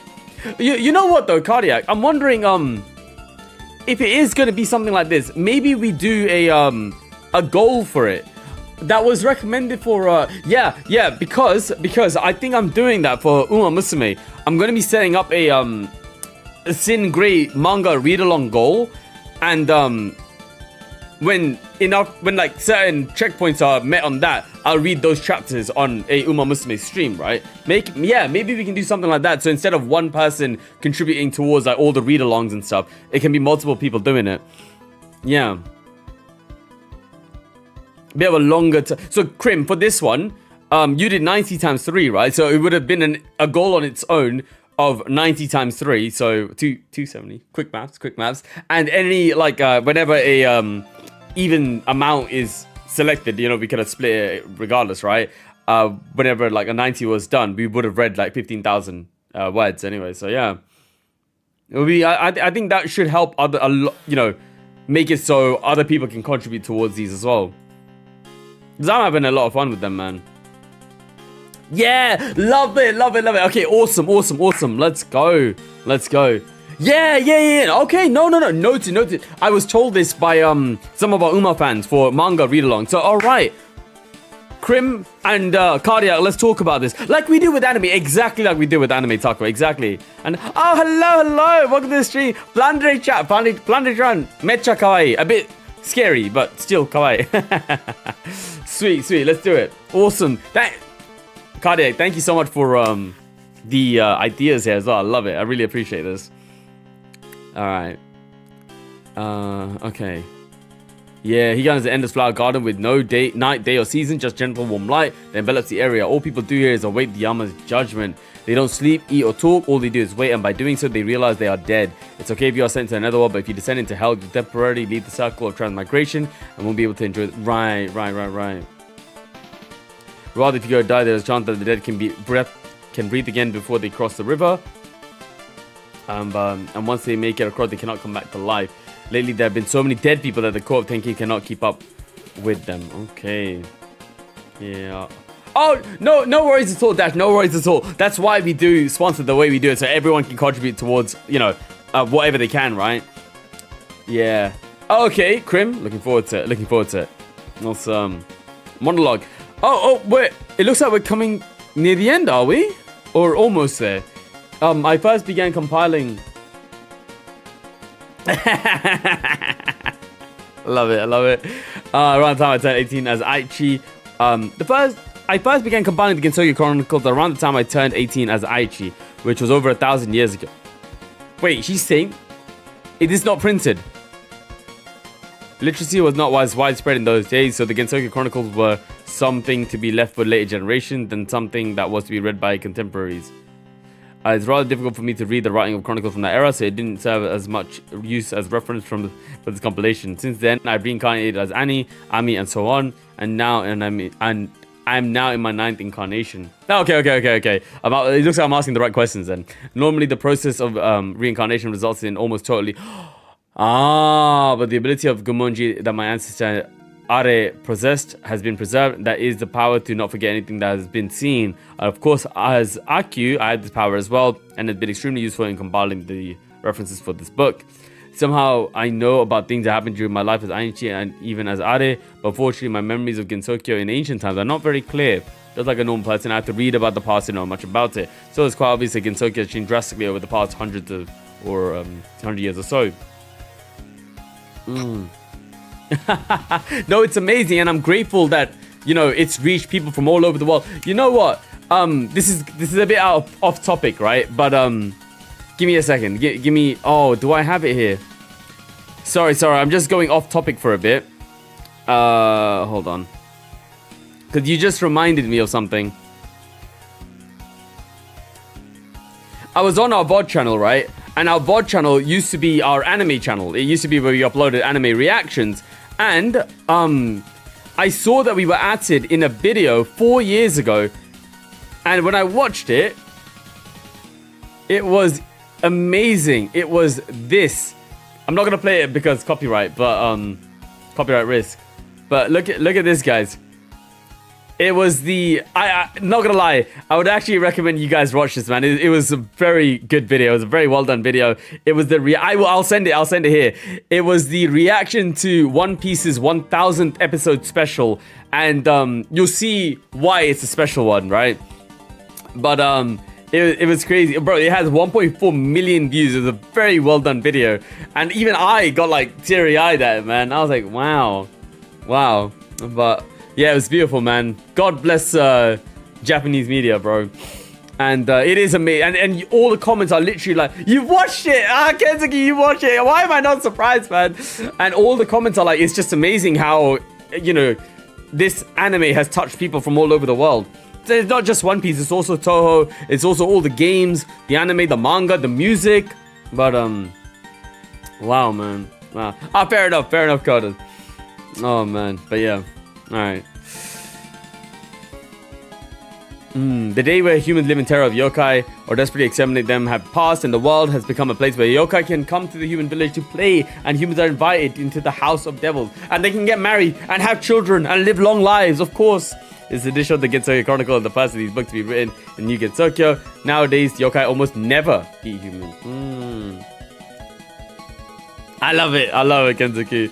As a result, I spent a lot of time worrying about what to write, and the usual warnings about yokai and descriptions of how to protect yourself from them followed as a result, but I spent some time arranging them a bit to try to provide a new yokai-centric viewpoint. I even tried picking out specific yokai and delving a bit into their personal lives, as I wanted to create a new relationship between humans and yokai.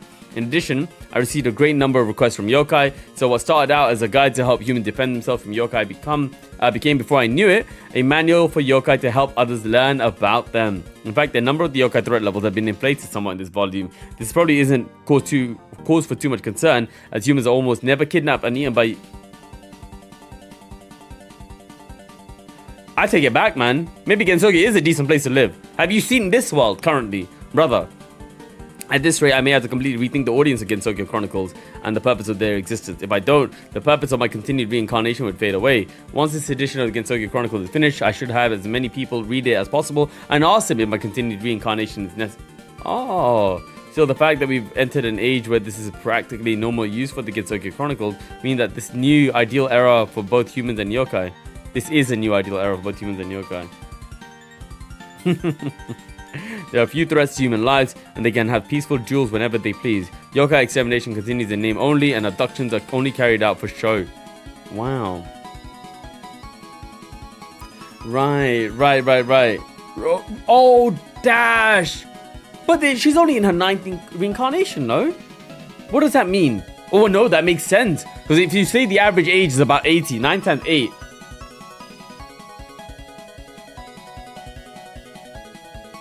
guys, 9 times 8. I'm kidding. Yeah, it's only that. It's 70, exactly. 72. It's only 72, 720 years.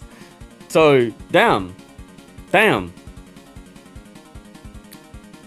Wow. So it must be much less than that then. Wow. Morimoto Soap was done quite a while ago. Yeah, exactly. 2005. Oh my god. Oh no. Nearly 20 years. 20 years. Wow. It's beautiful. And the fact that Zun is still crushing it as well. 30. Oh my god. Well, that's so... There are going to be people that know Aku has died then and has reincarnated, right? Because 30, even humans can clock that. These peaceful yet stimulating times are surely a golden age for humans and yokai alike. There's no doubt that Gensokyo has become the way it is thanks to the isolation brought about by the Great Hakurei Barrier. Around the time humans outside began to become more powerful and deny the existence of yokai, Gensokyo was already in danger of destruction. Not always back to back. Okay. Thank you, got it. All right. Hakurei Barrier, yeah. Around the time humans on the outside began to become more powerful and deny the existence of yokai, Gensokyo was already in danger of destruction. The solution endorsed by the yokai sage was to isolate Gensokyo using a great barrier. The barrier is the so-called barrier of common sense. The barrier kept the outside world common sense outside, leaving what lacked common sense inside in Gensokyo. It created a world which embraced the yokai and the world of night that the outside world denied. Oh, nice. A world in which matter and force flowed as they were denied by the outside world. It was passive yet truly groundbreaking innovation. Of course, the construction of the Great Barrier is almost an implicit statement by the yokai that they are no longer a necessary part of society, human society, isn't it? It's just the same as if they said, fine, we'll do as we please here. One could say the desperate last resort was a smashing success. Smashing success, yeah.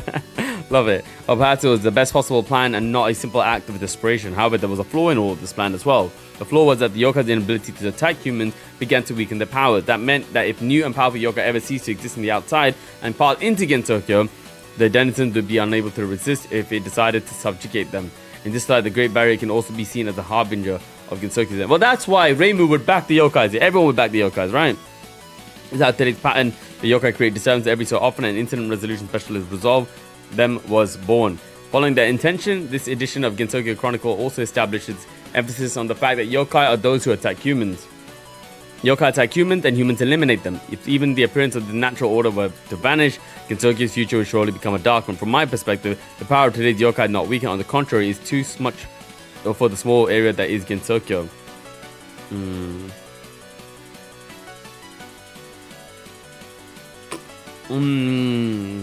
Okay. Probably the evidence of the outside world forgetting about yokai one after another. However, no yokai ever tried to invade the outside world. Why is this? I believe it's because yokai have no reason to attack the humans of the outside world. To that extent, the outside world has become the world of humans. Yokai only emerged in the context of tales in the outside world, and even in tales, they only exist to be vanquished. Wow. Thus, even though Gensokyo is as small as it is, no yokai would ever leave it to go on a rampage. Being satisfied with the current state of affairs, it is only the path to happen. It's only the part that happened, but it is also probably the most difficult. And this isn't just true for yokai. Certainly, expressing dissatisfaction is related to self-improvement and can be a good thing. However, it can also be a sign of greed, and avaricious souls only walk the path to their own destruction. Enlightenment is knowing that one has enough and finding satisfaction in one's circumstances. Respect. The yokai finally reach that point in their existence. This is the impression I get from today's Gensokyo. I would like Gensokyo to continue to be the unselfish and happy. If cramped place that it is. Still, the humans called the children of Mier, to make long story short, were not able to live for very long. I don't know whether this is because the reincarnation is imperfect or because we simply know too much, but I'll probably not. Oh my god, there it is. Furthermore, my preparation for the rituals of reincarnation must begin several years in advance of that. As a result, I will likely not have much of a chance to experience life as a normal human being. Oh my god. Oh man. This is my one regret, especially as it is much easier to enjoy an easygoing, pleasant life in Gensokyo now than in the past. The ritual of reincarnation involved petitioning the Yama for permission during my lifetime, then for over 100 years, during which my body for the next year.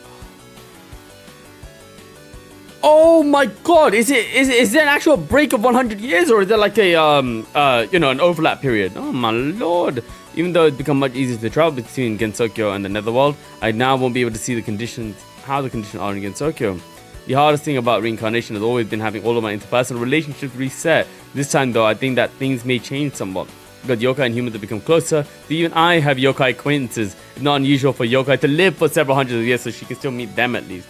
Even if I spent over 100 years in hell, although all the humans I know will be gone, the yokai... Oh, man. This is a bit bittersweet, man. Yeah, that's what it reads to me. So the current state of Gensokyo has helped assuage the fear and loneliness I feel due to my reincarnation. I wonder what the... She's definitely not publishing this one.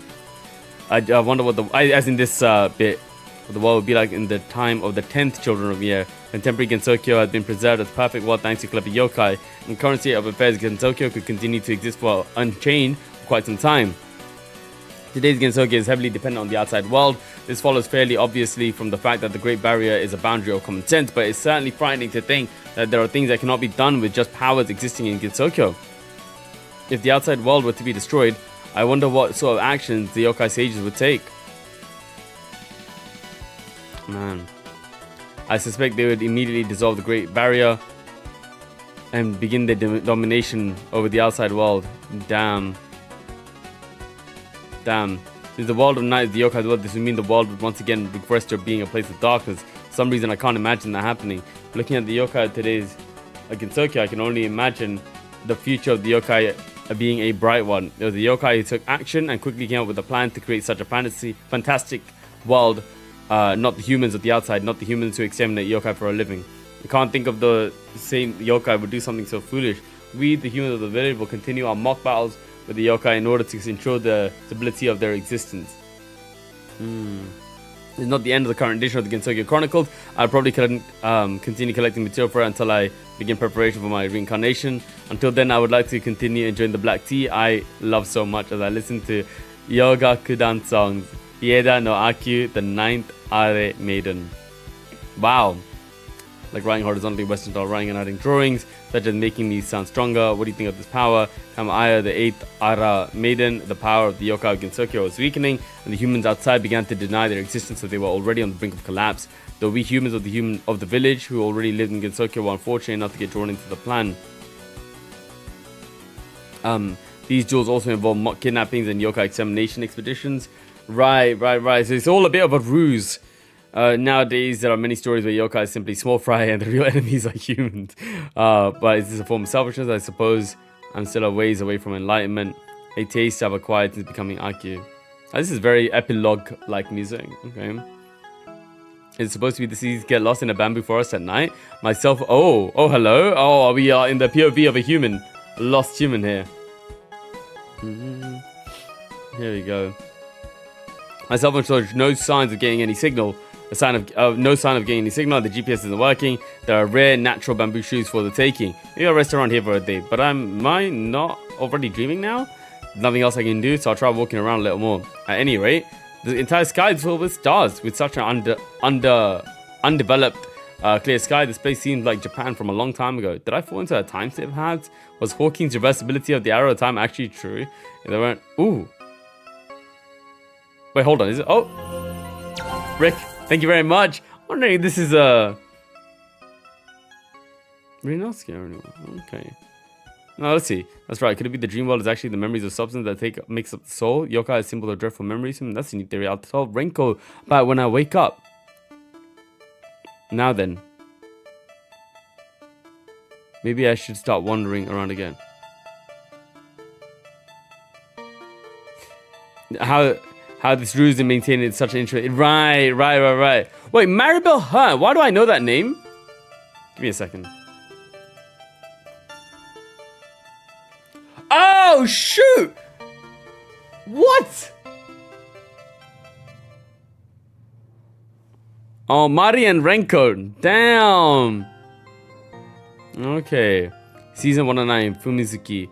One. Why don't you? No. Bro, who uses their full government names? Oh my lord. Oh my goodness, bro. Mari. No, I'm kidding. Oh, man. Alright. The 9th maid of Are appeared. Okay. The once in a century miracle of Mier. The Hiera family, one of the traditional families of the human village, had announced the birth of a new child of Mier named Hiera no Aki. She marks the 9th generation of the children of Mier, maids of Are, men of Are. As a named child of Mier suggests, she's a... So, wait, hold on. So, it is public then? Oh my god. Holy crap, bro. She's wait, what's estimated around that time. She's a 94 kid and a September kid, like me. Oh my god, that's crazy. Wow. Oh, so she's dead now. 2026. Damn.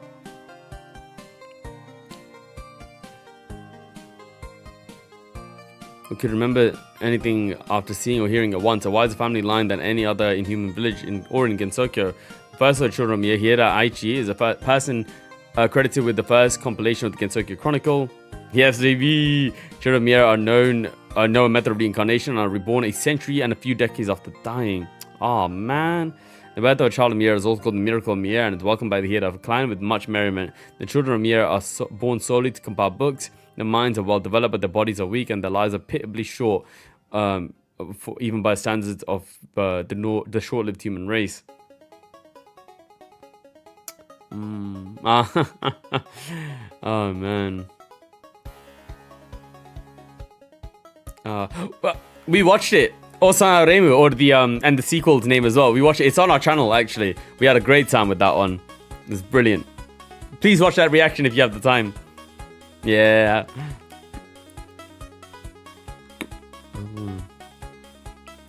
In compensation, each child is born with the memories of all previous generations, making him or her more knowledgeable than an average human of the Hiera clan, already known for its brilliant minds. The Gensokyo Chronicle is compiled by humans from information that they have gathered with their own hands.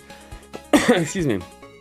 In the time of Aichi, this information was intended to help humans defeat yokai, but as Gensokyo had become more peaceful, its purpose has begun to be lost, and the document is now mainly a collection of readings on interesting yokai. It destroyed me, it wrecked me, like so early on as well, my god. The Chronicle has now become far removed from its original purpose and is available even to non-human readers. What's more, we now meet the first child of Mie since Gensokyo was shut off by the... Wow! Okay, we are excited to see what her contribution to the Chronicle would be. Aya Shame Maru wrote this. Notes for the birth celebration of the child of Mie. To welcome this fortuitous event, the Hakurei Shrine is offered to hold a celebration. What? Reimu definitely didn't plan that. And plenty of food will be provided. The newspaper article released on my birth. I included this as a commemoration. There's one thing wrong with this paper. In truth, the only memories left from the past generation are those related to the Gensokyo Chronicles. The part about being very knowledgeable is right though. Man. Okay. Bill for naming of duels. Duel between yokai threatened to destroy the small world of Gensokyo. However, a lifestyle without duel will cause the yokai to lose their power. Accordingly, we would like to permit such duels under the following contract.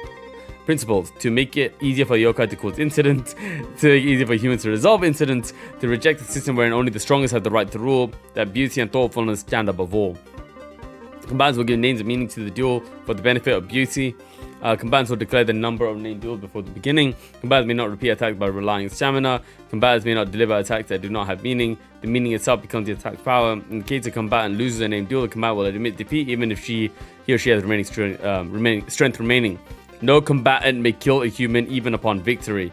Combatants will write the duel name upon paper in the format of a contract. By doing so, the above mentioned rules become absolute. These papers will be called spell cards. Specific dueling methods will be discussed with the Shrine Maiden at a later date. The original draft of the spell card rules. These rules were originally decided bound by the Shrine. By Reimu freaking cooked, man. Well, this original draft was written on the same paper as contract between yokai. The yokai proposed these rules to the Shrine Maiden, perhaps? Who covered? I wonder who, bro. References: Gensokyo Fudoki, edited by the Office of Hakurei Shrine. Fact record about the Sons of the River, edited. Oh my god, okay.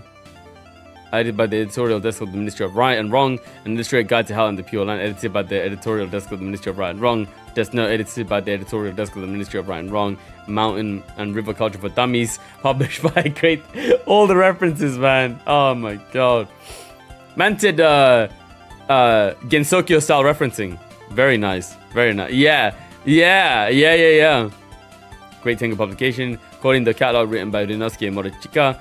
The Enigmatic Tales of Dolls written by Alice Margatroyd.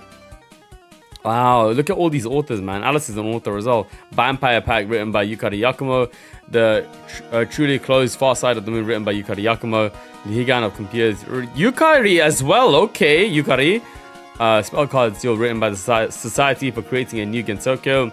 Gensokyo Chronicle, published in the 121st season. Author: Hiera no Aki, Aya, Ashichi, Amu, Ago, Ayo, Ami, Ani, and Aichi. 1, 2, 3, 4, 5, 6, 7, 8. 8, yeah? Damn. Let's do some math. If you do 8 times 30, that's already 240 years. Now, if you plus 8 times 100, they said a couple of decades and 100 years, right? So, like, let's say 120 times 120. Bro, and Aku is the 9th one. So that means we have to add another 120. That's already 1,200. Am I doing the math right? 1,200 plus... Right. 1,000... And you have to take into account their ages as well, so... Oh, you did 130 like that. 130. Wait, what have I done wrong here? Oh, I added an extra 20 because of... They said, like, it's 100 years and a bit, right? Yeah, and then... So it's about 1,340 years or something like that. Oh my god. Damn. Why am I doing math? Let me not do this anymore. Supervisor here on Are, and there are many of the yokai. All rights reserved. Afterword. Oh, beautiful. Zun. Oh my god. Hello. Hello. It's Zun as usual. Thank you very much for reading Perfect Memento in strict sense. Even though this is a compendium of information in name only about Gensokyo, it maintains tradition by being not very enjoyable without a deep knowledge of Touhou. It's a humble guy, man. To put it another way, take away the Gensokyo Chronicle from Perfect Memento in strict sense, and only the front cover of this artwork and this artwork remain. Now then, this time, tales and stories were excluded as much as possible, and an objective rather than subjective point of view was the goal. Additionally, those who have the most realistic perspectives on things are as expected, the humans of Gensokyo with their optimal levels of judgment and reasoning. For that reason, instead of myself, I had Aku come forward. I've said it so many times that Gensokyo is idyllic and pastoral and is a peace-addled kind of world. Oh my god! Ichi, ni, mi, yon, go, mu, as in like mutsu, right? Shichi. Dash, thank you, man. Damn, very nice. Accordingly, if large become endangered by something, in most situations there will be an arranged battle involving humans and yokai. Yeah, like Rei, like as in 0. Yeah. Okay. It would no longer be necessary. Yeah. If Damaku were thought of as an abstraction of such battles, it's possible to understand why there are pointless number of attacks. When thinking about the games, new ideas come easily. It would no longer be necessary to force addition to characteristics. Yeah, thank you for that, Dash. And they would become much more fun to play. Despite being a compendium on the games, the book does not touch on the games at all, because I want things relating to the games to complete themselves within the games. Practically speaking, things like the contents of the book itself, even if you play the games, are still nothing but utterly unnecessary content. Though a lot of this has to do with things like originally being shooting games or being a work based on world constructed by great people of the past. Hachiki. Man. How's it going, Kobe? Welcome.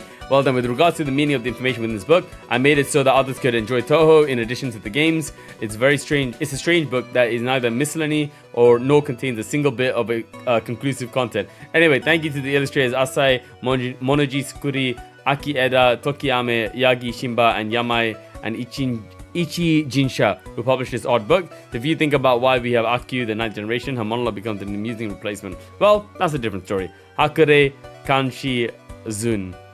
Beautiful. Oh my god. What a read. Thank you kindly. And now that is going to be Perfect Memento in strict sense, the entirety of the book, man. Appreciate it big time. Beautiful. Yeah, exactly. Beautiful stuff. Krim, thank you so much once again. And Cardiac and Krim, great idea on starting goals for the new books. Just let me know what they are. I'll do Krim, if you could get me like the text forms as well, I could probably start like setting them up already, right? To be honest, all I need at the moment is just the word count so I can like check out what the goal would be. But yeah, awesome stuff. Awesome. All right, guys, we will call that there. 2 hours. Look at that. Lovely. And we now have the music section of the playlist to go through. Look at that. Thank you very much. You had to know there is a sequel. Oh, lovely, beautiful. Yes, yes, yes. Let's get it done. Very excited, very excited. Oh my god. Love that, love that. All right, guys, thank you very much for coming. Appreciate it big time. I will go ahead and get the next stream started. Let's do it. Let's do it. Contrary to popular belief, I enjoy reading. I like this, man. I like that. I enjoy studying, depending on what the content. And I enjoy studying about Touhou. Cute anime girls, man. What can I do? All right, guys. And look at. Oh wait, where are we? Almost. We didn't quite finish it, but almost. All right, guys. We'll see you over on Twitch. Here is the link. There it is. I don't need to go to the toilet. I'll probably just continue like right away. So yeah, let's do it. We got 16 videos here. Almost maxed out the goal as well. Oh my lord. All right, guys, thank you very much. We'll see you. I installed Twitch for this reason. You know what? And Twitch isn't making us a partner. What the hell? Look at that. We're plugging Twitch everywhere. My goodness. Thank you. I really do appreciate that. All right, guys. Shabir from Velo City. And I'll catch you in a couple of minutes over on Twitch. Peace. Otsubalo. Bye-bye. See you guys in a bit. Otsu.